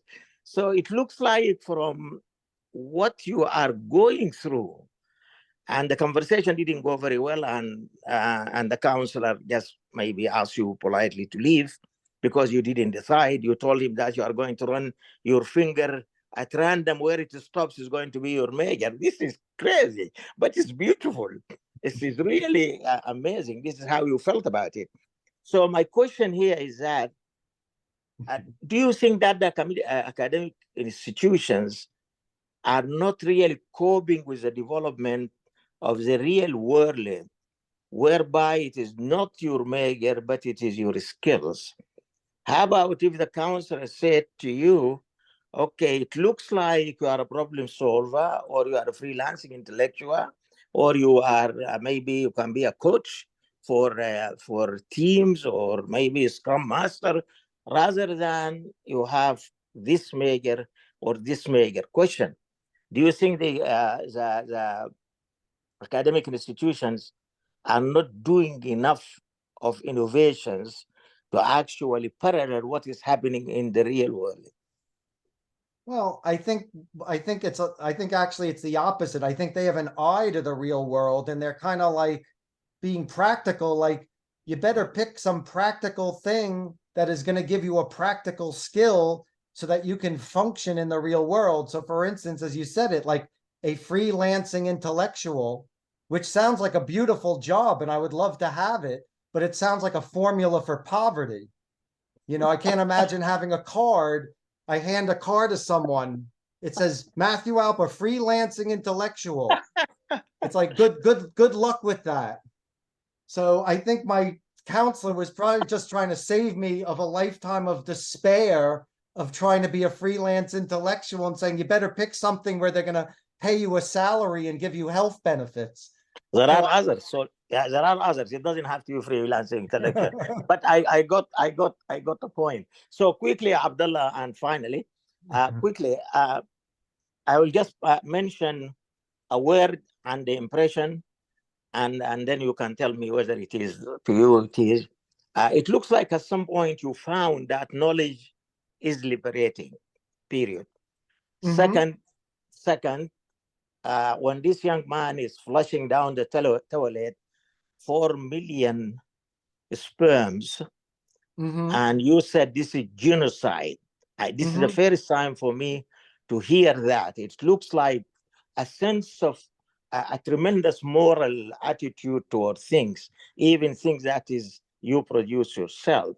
So the question is, do you think if this person, instead of flushing it down the toilet, is doing it in a sperm bank, would he feel that he's preserving humanity? Okay. So first of all, I was being very facetious in that comment. You know, I don't have any guilt issues with, for instance, the concept of masturbation. That does not cause me stress because I feel like I'm committing genocide. I was being facetious. I was saying, so if, all living things have a soul, does that mean that when I'm releasing, 1 billion sperm, so I was just being sort of silly and trying to make almost a joke, am I committing genocide? Am I murdering 1 billion souls, in this Kleenex? So I was just being sort of playful and facetious about the concept of what is a living thing, what is a soul, do we have souls? Because I believe that was on the chapter on souls. Right. So yeah, I was just kidding. I don't truly believe that. Okay, let me bounce the final thing before Abdullah kick me out, and then I will let you go, and I will shut up. I will leave at the end whether knowledge is liberating, continue to be liberating. My observation also, teaching experience and also making complex things understood to students is essentially a new notion of a teacher. A teacher is a facilitator of learning rather than the center of earth for learning. And it looks like, I don't know from your experience, it seems like coming to hard sciences or life sciences from a background of liberal arts will help you to be more accommodating into the big picture and willing to learn. And really it is amazing because people think that if you don't have a science major, you're not going to learn sciences. But you had fun actually learning all these big concepts. So finally, your trip to the doctor, whom you believe that, and I'm sure you negotiated your way, not through your father calling him, or calling his secretary, but actually when you talk to him, you convince him to take you as one of the patients. And maybe at that time, even maybe the drug is not approved by FDA or whatever it is, like an experimental something, and you agreed to be, and it looks like it worked very well. This is very intriguing that when people will say that, well, I don't have a calling. But what is a calling? It looks like what you did writing this book, another book, and actually convincing that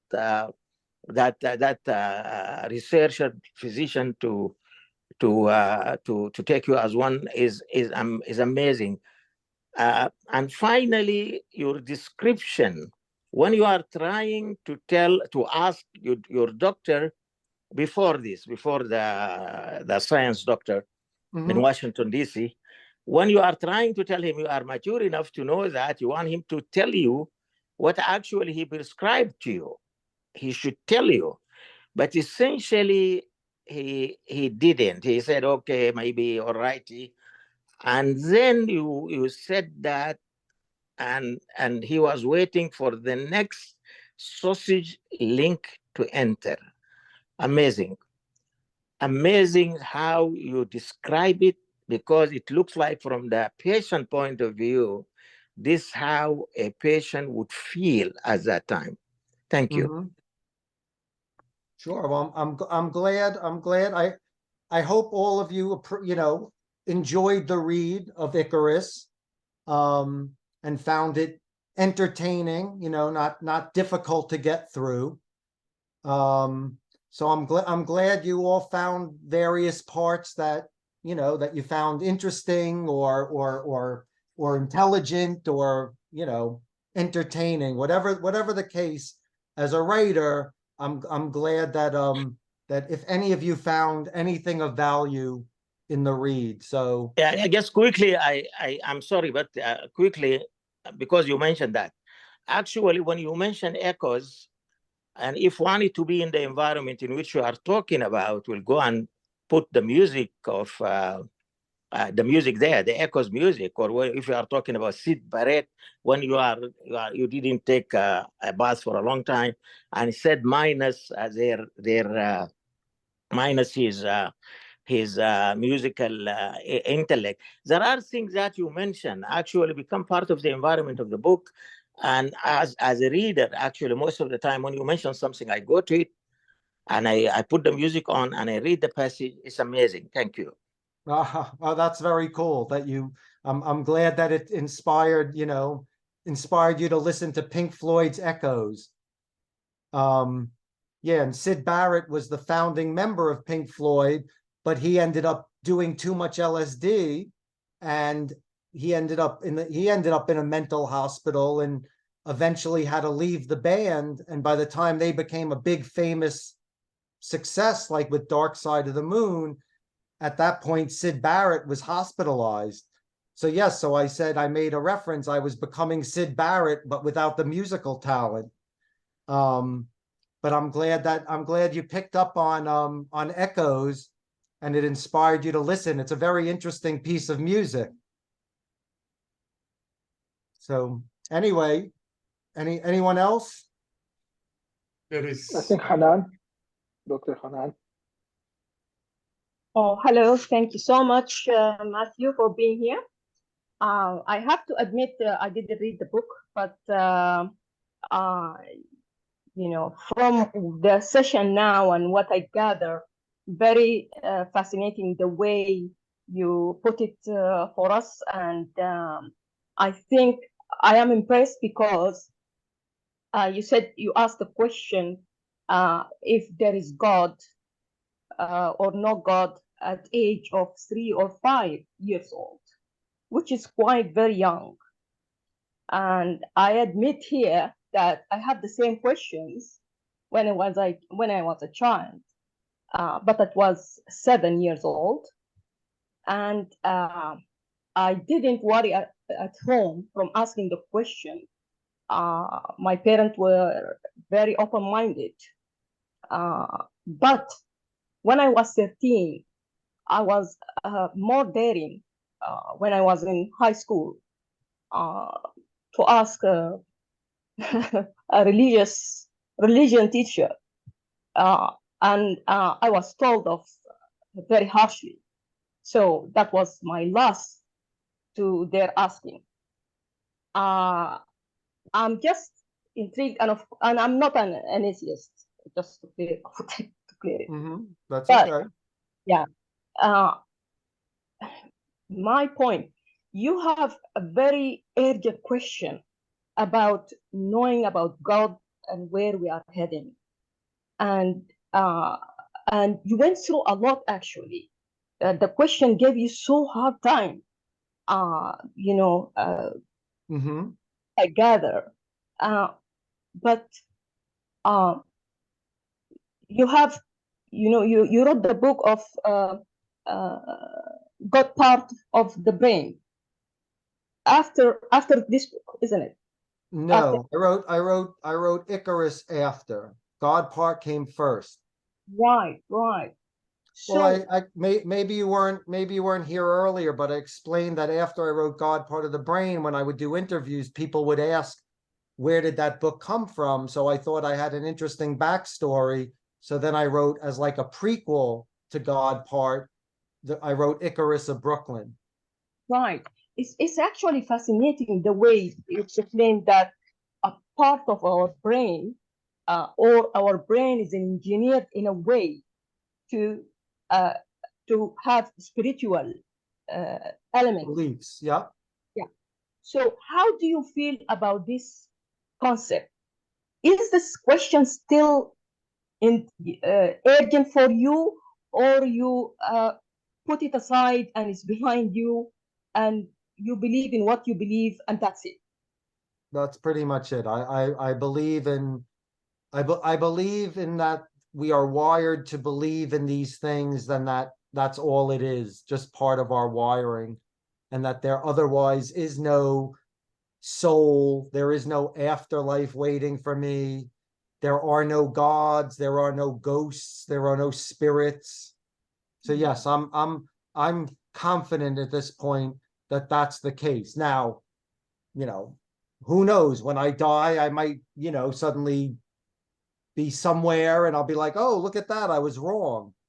However, I believe that that's a sort of a fantastical version of what might happen, but I'm otherwise fairly confident that it won't. That, once I die, again, I don't even have to die. I could get Alzheimer's and I won't know my own name, even though I'll still be physically living.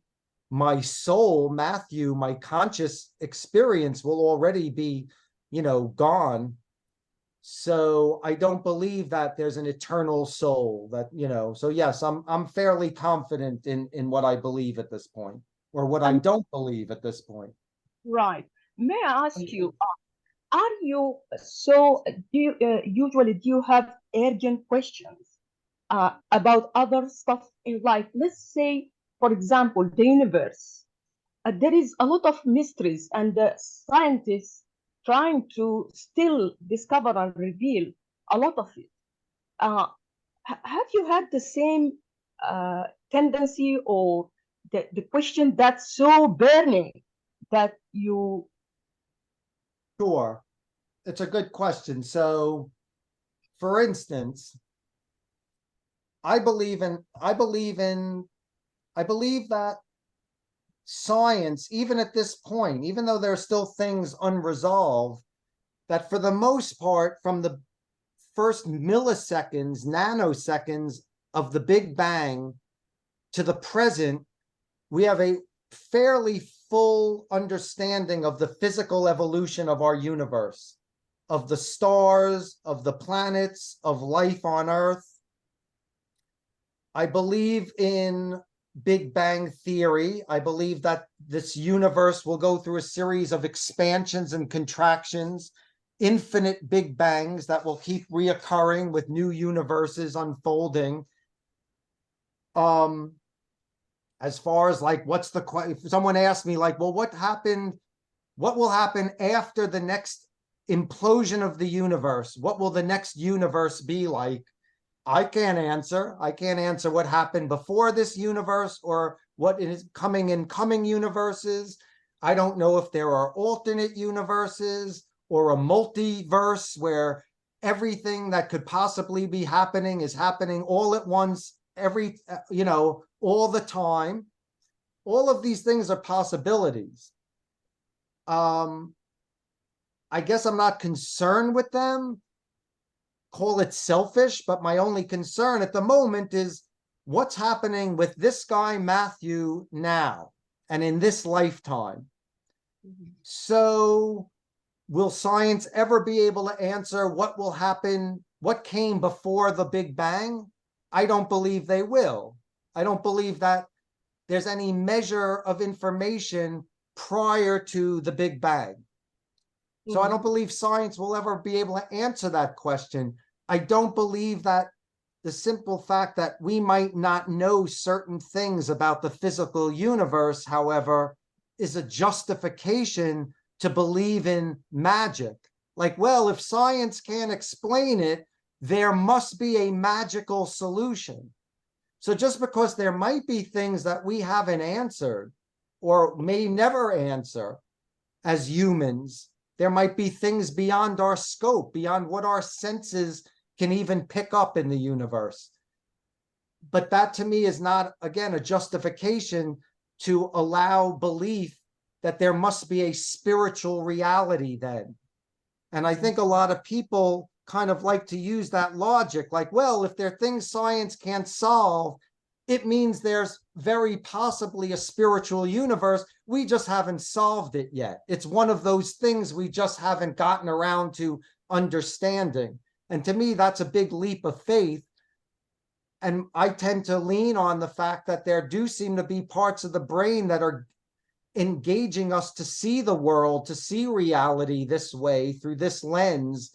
So I believe that's the answer to that problem. As far as other problems that can't be solved, I'm not as concerned. And again, and I don't believe that they're cause for me to believe in magical things or spiritual or supernatural things to lean on as they must be able, then that's the answer. So that's my answer to that question. Thank I'm you. going to allow. I'm going to allow myself to ask a couple of questions. This is a fact of today. Is it going to be the fact of the future? And obviously nobody, there is an unanswerable question. Nobody could answer with certainty.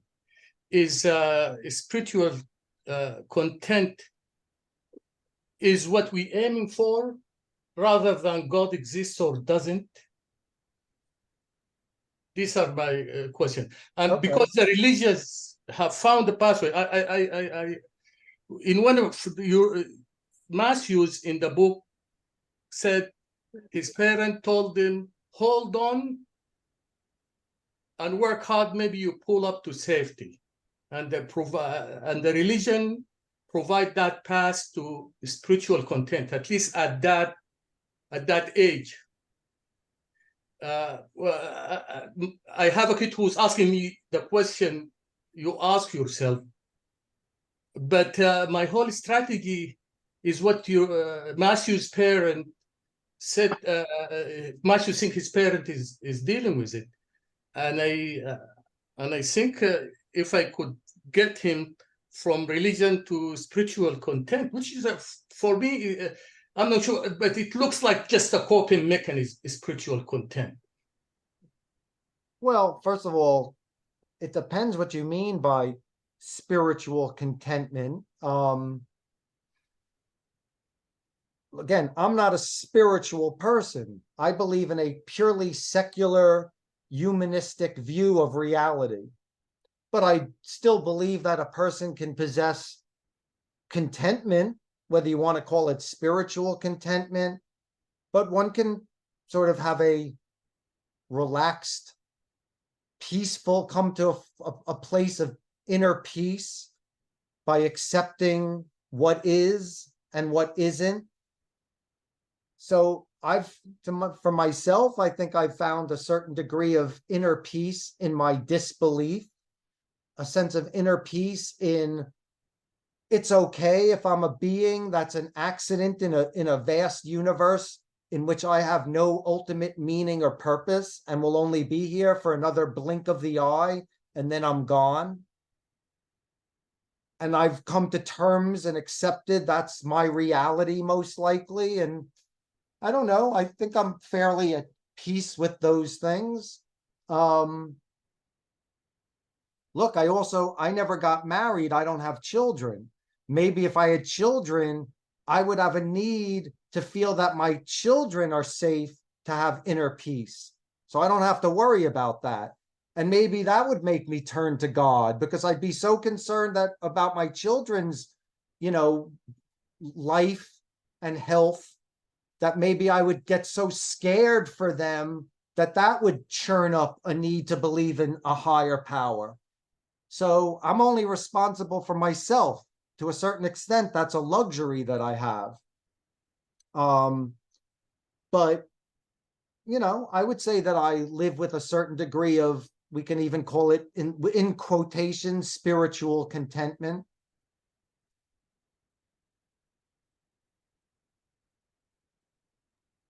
And is this need to be the fact of the future? Because I went through a study done by a New York University researcher, a genetic treatment, which she was able to prolong a life of a worm, which usually used for this kind of study, from 12 hours to 120 days. This is a published study. Okay. So what's the question? Is this going to this is a fact of today? Is it going to be the fact of the future? Well, I believe, look, even if they discovered a pill that if you took the pill, you'll never age. Wherever you're at right now, that's it. You're going to be this way physically forever. Let's say the pill existed and we all took the pill. Or maybe children who are 5, parents would say, well, let's wait till you're 25 and then you take the pill, and then you'll live in that body forever. You won't age. Even then, probably, look, like something like accidents. Accidents are like the number 7 killer on Earth. If the average person lived 500 years, eventually they're going to fall down the stairs. They're going to get hit by a car, so there's nothing that could guarantee eternal life. And then even if we somehow were accident proof, we all became superheroes. You could shoot a bullet at us. You could try to chop our head off. Nothing could hurt us. Even then, like I said, I mean, eventually, our star, the sun, is going to implode, and our solar system is going to turn into ash. So unless we are spiritual beings, there is no guarantee that a physical body could ever exist forever, because there are hazards in the universe. There are hazards in just crossing the street to go buy milk. You could get hit by a car. So, so again, whatever technologies may come out, I don't believe that humans are ever going to be immortal. And on a, more pessimistic note, I believe we're such a tragically flawed animal that we are on a fast track to self-annihilation. I believe that humans have at most 50 years. I think civilization has 50 years at most. It's possible that in the next 10 years, there'll be some nuclear conflict. There'll be some collapse of the world's economy that'll lead to war and starvation and all sorts of horrors. And I believe that we're basically, like I said, I believe we're on a path to self-annihilation. So I don't even think humans have another 100, 150 years. I think we're at the tail end of our existences. I believe that between the technologies we've created, which we now have the capacity to destroy ourselves, be it nuclear weapons, biological weapons, chemical weapons, all of them combined. I believe that the forces of the internet, of social media, are whittling away at the capacity for critical thinking, and we're being led towards a path of authoritarianism and war. So I don't really see good things in humanity's future, to be honest. But like I said, even if we came up with a scientific technology, whatever genetic work, for instance, this woman is doing on worms, if there was a pill that said we could live forever, we'd still end up getting harmed and injured and eventually dead. So. Abdullah, can I ask a question? Go ahead.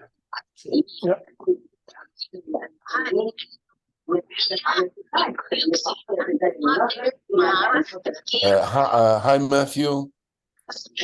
Go ahead. Hello. Yeah. Yeah. Hi, Ibrahim. Thank you so much for giving us your time.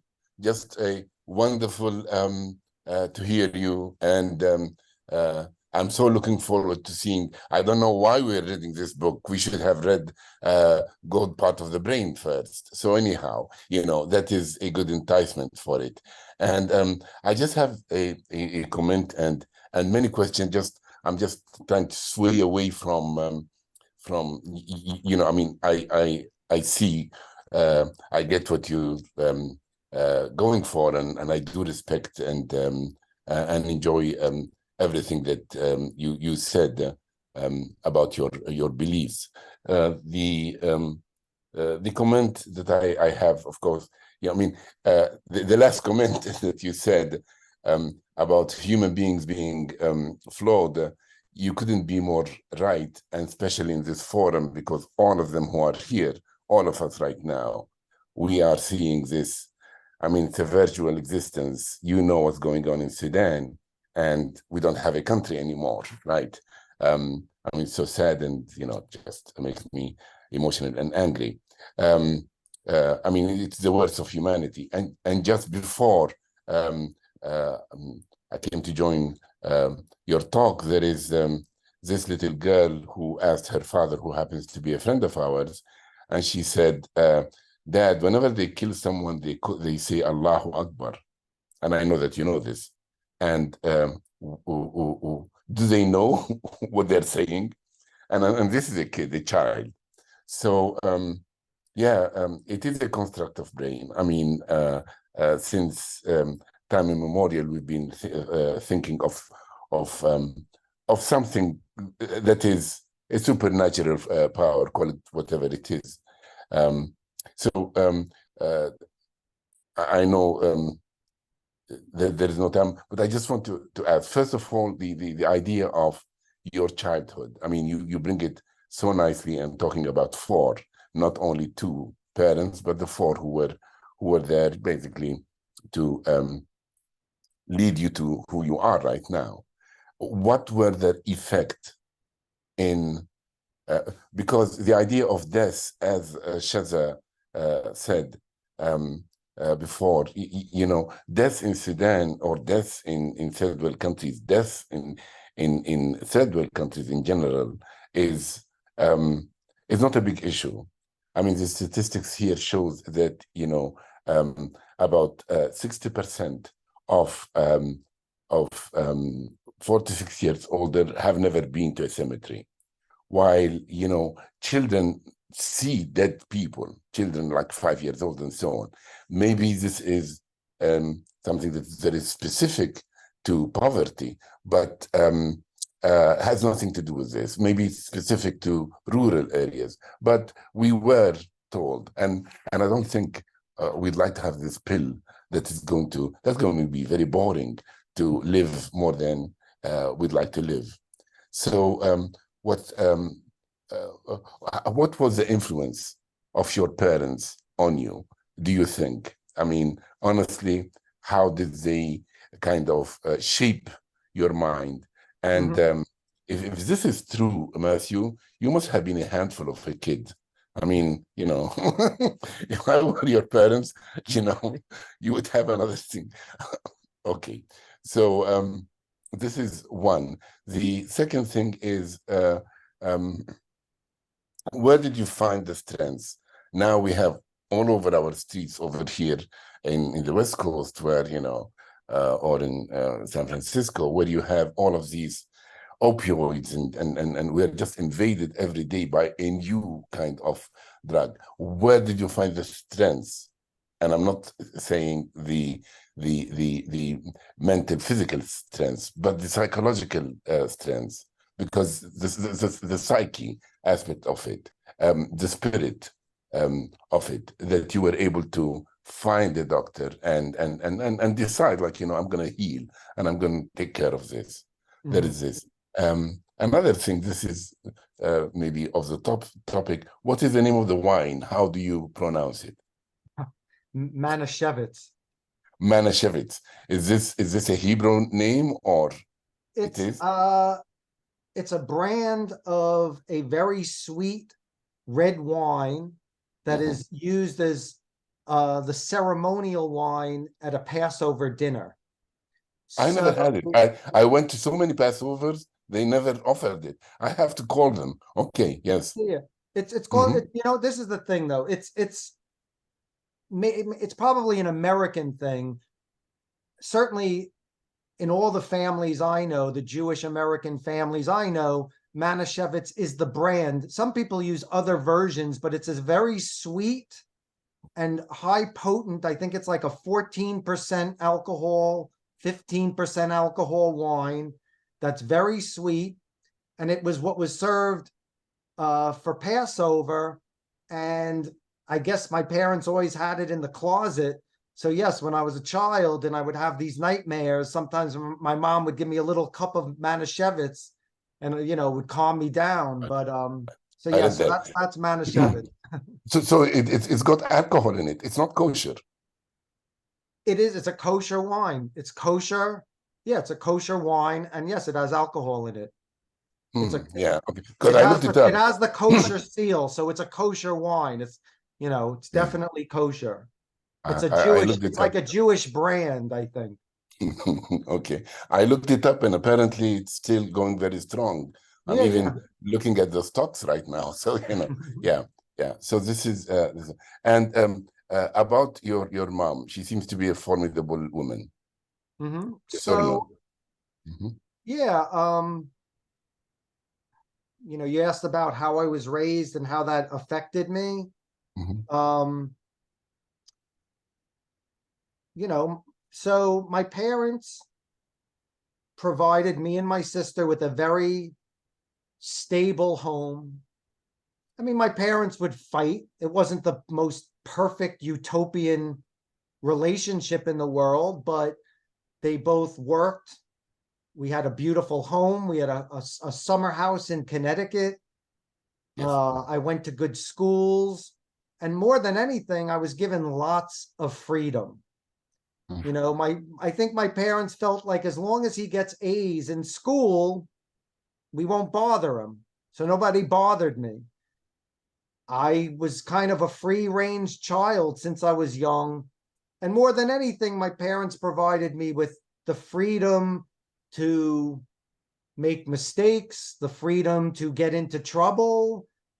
I think that even though I was sent to the principal a lot, or I was, like you said, I was a handful, you know, they knew who I was. I was never a bad kid. I was never stealing. I was never a bully. I was never hurting people. You know, I was a rule breaker or a rule bender, you know, and I asked questions maybe I wasn't supposed to be asking. But so my parents, I think, had confidence that I was doing okay. So they didn't feel the need to watch over me. And they just weren't those kind of parents. So more than anything, they just gave me the freedom to express myself and live my life and pursue my interests and goals. You know, my parents at the same time, they don't have the intellectual capacity that I do. So they were not able to sit me down and say, oh, you're curious about physics or where the sun came from? Let us sit down and explain to you. I had to learn that stuff on my own. I had to go figure that out, which was probably helpful to me. But yeah, they just provided me with a very safe and mostly loving and nurturing environment. You know, I grew up in Brooklyn in a community that was a real melting pot. I had friends of all ethnicities, of all backgrounds. I wasn't taught what I believe are, you know, harmful ideologies. I wasn't taught that men are better than women, white people are better than black people, Jews are better than Muslims. I wasn't taught really any of that. I was just taught, like, be nice to everyone and there'll be good people in every culture and there'll be terrible people in every culture. There'll be, that. So basically I was raised in a very, and that's part of the spirit of Brooklyn, which I appreciate of this particular city, is that it's a real melting pot. A lot of talent has come out of Brooklyn, a lot of the arts, a lot of Nobel Prize winning scientists, a lot of writers, a lot of artists.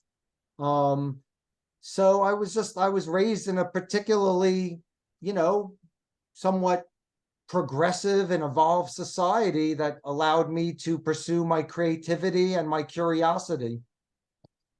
Wonderful. Yeah, this was my point.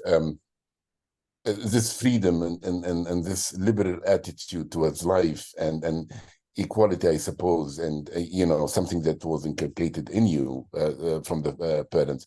Now, this is a personal question as to, I don't know if you can answer it, but it's not so much the idea of being agnostic, atheist, or being a Muslim or a Christian, or we lose faith in this because we have something called brother Muslims, and I don't, who have Boko Haram, right, or brother Muslims, or the right wings in Israel, or Modi in India, and then even ideologies like a man that I loved and I respected and everything, and then he's got this tongue thing with a child. I mean, you can't be a spiritual, leader. It means it is time to go home. It is time that they just lock him and throw away the key. This is the major issue, Matthew. What do you think? It's not so much the God, right? Because I mean, I do believe in John Lennon thing, like a dreamer. You talked about the song, and this is a great one. Above us only skies. No, so yeah, it's what we do with religion. I'd like you to talk about that. It's not so much because you said it eloquently at one point, where how it is very important for us, these cultural aspects, this idea of coming together, we against them, all of these ideas, the supernatural, and this is how basically these charlatans and clowns become leaders. Yeah. Mm-hmm. So can you talk about that? This Sure. Relationship. Mm-hmm. So I think it's just another facet of humanity that, humans need. I'm writing that we inherently believe in some spiritual reality. We create religions around these beliefs. Religions become an institution. They become a power structure. And as Abraham Lincoln once said, he said, if you want to test a man's character, give him power. And ultimately, when you give most people, very few people can handle power. Power is like fire. So most people, particularly the ones who are seeking power for power's sake, are the charlatans and the demagogues, the hypocrites. So unfortunately, because religion is an institution, it becomes a power structure. The people who seek to lead, just like in politics, are often the crooks. And because, again, another one of our many flaws, humanity has a tendency to have a herd mentality and to listen to the demagogues and believe the nonsense that they spew and, keep getting led off the same cliff over and over throughout history. I mean, I find it very sad to watch it happening in my own country today, I mean, and I say that openly about the Republican Party. I think they're a bunch of demagogues and charlatans and liars and cheats, and they are leading America into a path of self-destruction. And it's very possible we're going to look like Sudan in a few years, So again, it's human nature at work. It's this flawed animal. Mm-hmm. Like I said, I think because of our existential awareness, we became the broken animal. We're so broken in so many ways. And really, you know, I think our best shot, I always believe that the cure to everything is education.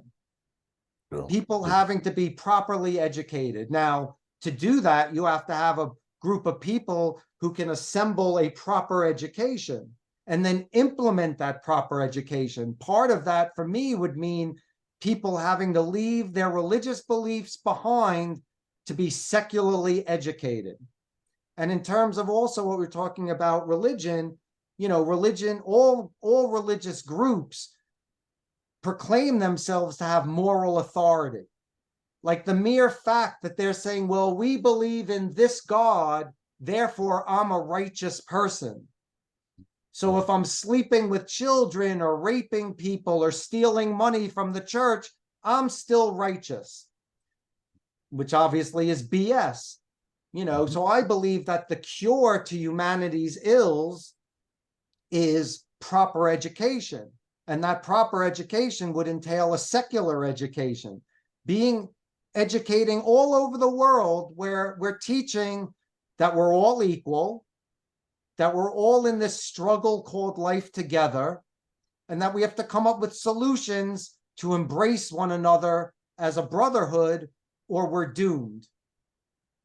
So, you know, unfortunately, religious institutions don't approach it that way, because the mere fact that you're a religion, it means we're one religion and other people belong to other religions, which obviously have to be inferior. So all religion creates a us and them mentality. You know, unless they come up with like a one world spiritual religion where we all embrace one another. But like, for instance, after I was talking earlier about how I spent time in Egypt, I was on my way to Sudan, but we got blocked because of this meningitis outbreak. So I spent time in Egypt. I went back into the country, back to Cairo. And then I found out that I could spend my last 2 weeks in Israel.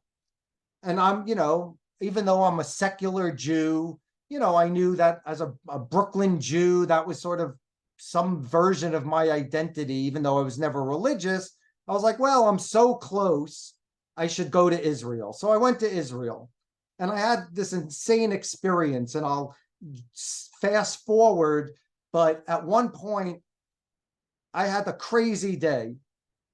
I found myself at the Wailing Wall after a crazy day of having like scuffles with people and being robbed and all this crazy stuff happening to me. I'm like, I'm not gonna let it deter me. I'm in Jerusalem. I guess it's sort of like a Mecca. I have to see, at least touch the Wailing Wall. Then I could say, all right, I was in Israel. I touched the Wailing Wall. I did what I had to do. Not even as a religious or spiritual thing, just as like, you know, going to France. How could you go to France and not see the Eiffel Tower, you know? So I go there, I'm at the Wailing Wall, and this Orthodox man approaches me, and he's like, you know, he can see that I'm all dirty. I had a fight with people. He's like, what happened to you? And I told him my day, and he's, oh, this is terrible. A Jew comes to his homeland, and this is how he's greeted. He goes, you come back with me. We're gonna clean you. We're gonna feed you. You'll be treated. You'll have a love of your homeland. Okay, he's gonna feed me. I can wash. I can take a shower. Great. Because so far I'm living out of a car. I had no money. I'm living out of a car. I'm sleeping in the car. I can barely feed myself.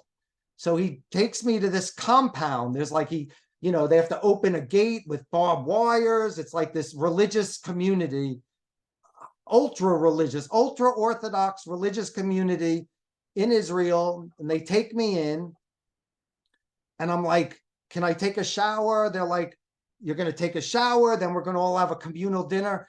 I could see that it was this like they send people to proselytize at the Wailing Wall to find these like Jews who are lost souls, who are searching for something, and they try to indoctrinate them into religious Jewry, into ultra-Orthodox Jewry, and to convert them to becoming that as their lifestyle. So They said, we're going to feed you, but beforehand, the rabbi's giving a lecture.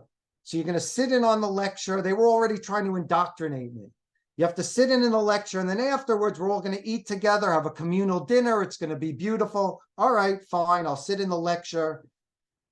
So I'm sitting in the lecture, and I'm just like, I'm starving. I'm dirty. My shirt's torn. You know, I'm like holding my shirt self-consciously because it got torn in this fight I had, this crazy situation. And the rabbi and there's like 10 people in the room, and they're all young people like me. The boys are all wearing yarmulkes. And the rabbi, he keeps referring to the chosen people. You know, we're the chosen people. So I raise my hand. He's like, yes. I said, I have a question. You keep referring to the Jews as the chosen people. He's like, yes, of course. I said, so God is perfect, right? Of course. What's more perfect than God? Okay. So there's this perfect being, and he's going to create something in his own image. He's going to create man. Yes, of course. Man was created by God, you know, the all-powerful creator. Okay. So this perfect, all-powerful being is going to create humans in his own image. Why would he choose some of them so that the others are inferior? Why would a perfect God create inferior beings so that there would be better ones amongst the inferior ones? Wouldn't a perfect being make everyone chosen? And he's like, yeah, but the Jews, we're the chosen ones. I said, right, no, I get it. I get that's what you're saying you believe, but why would a perfect God pick out a certain group and make them perfect and make the others not perfect, imperfect, less pure, less noble? Wouldn't that be a stupid God or a very flawed God? You know, I'd be like, if I ran a car company, I wouldn't want to make some cars that are good and some that are crappy. I don't want to make only good cars. So then they dismissed, you know, after he's like, we'll talk later. They dismissed everyone. He said, you wait here for a minute.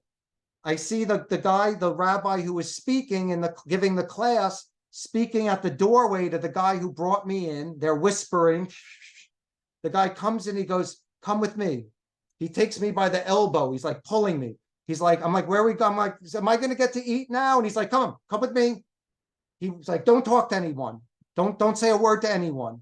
And he just marches me out of the place into his car. He goes, I'm going to take you back where I picked you up now and leave you there. Okay. Didn't talk to me, said, okay, we're here, get out. That was my first day in Israel. So, yeah, it's, I think, it's fascinating story, you know, like most probably in all religion you'll see very, very similar, you know. And it looks to be like I've thought like we'd be like, when I talked to you like yesterday, would have like an hour and a half maybe, but now we are 2 hours and a half, you know. And I think it's time for closure. Abdullah, do you want to close it? Do you have any... I think closure is a good idea. My voice needs to rest actually. But listen, thank you very much, I had a great time. You asked terrific questions. I really enjoyed meeting all of you. If you do decide to make the God part of the brain on your reading list, I will be happy to do another meetup and another reading, another session with you guys. And again, I want to thank Dr. Ahmed once again. He wrote me about 5-6 months ago now that he's a fan of the God part of the brain. He said, I would like to see this book made available in Arabic. He said, I'm going to try to find a publisher. And he did. And I had contact with the publisher. And even though my publishing company in America was very spastic and incompetent and made it a very difficult deal to close, the man at Dar Arab Publishing was patient, and I kept in touch with him. I said, just be patient, we'll make it work. And we did. And as a result, the God part of the brain is now going to be translated into Arabic. And I want to, again, thank Dr. Ahmed for his effort in making that happen. I think that's fantastic. I think it's amazing what you did. And I can't thank you enough. Pleasure.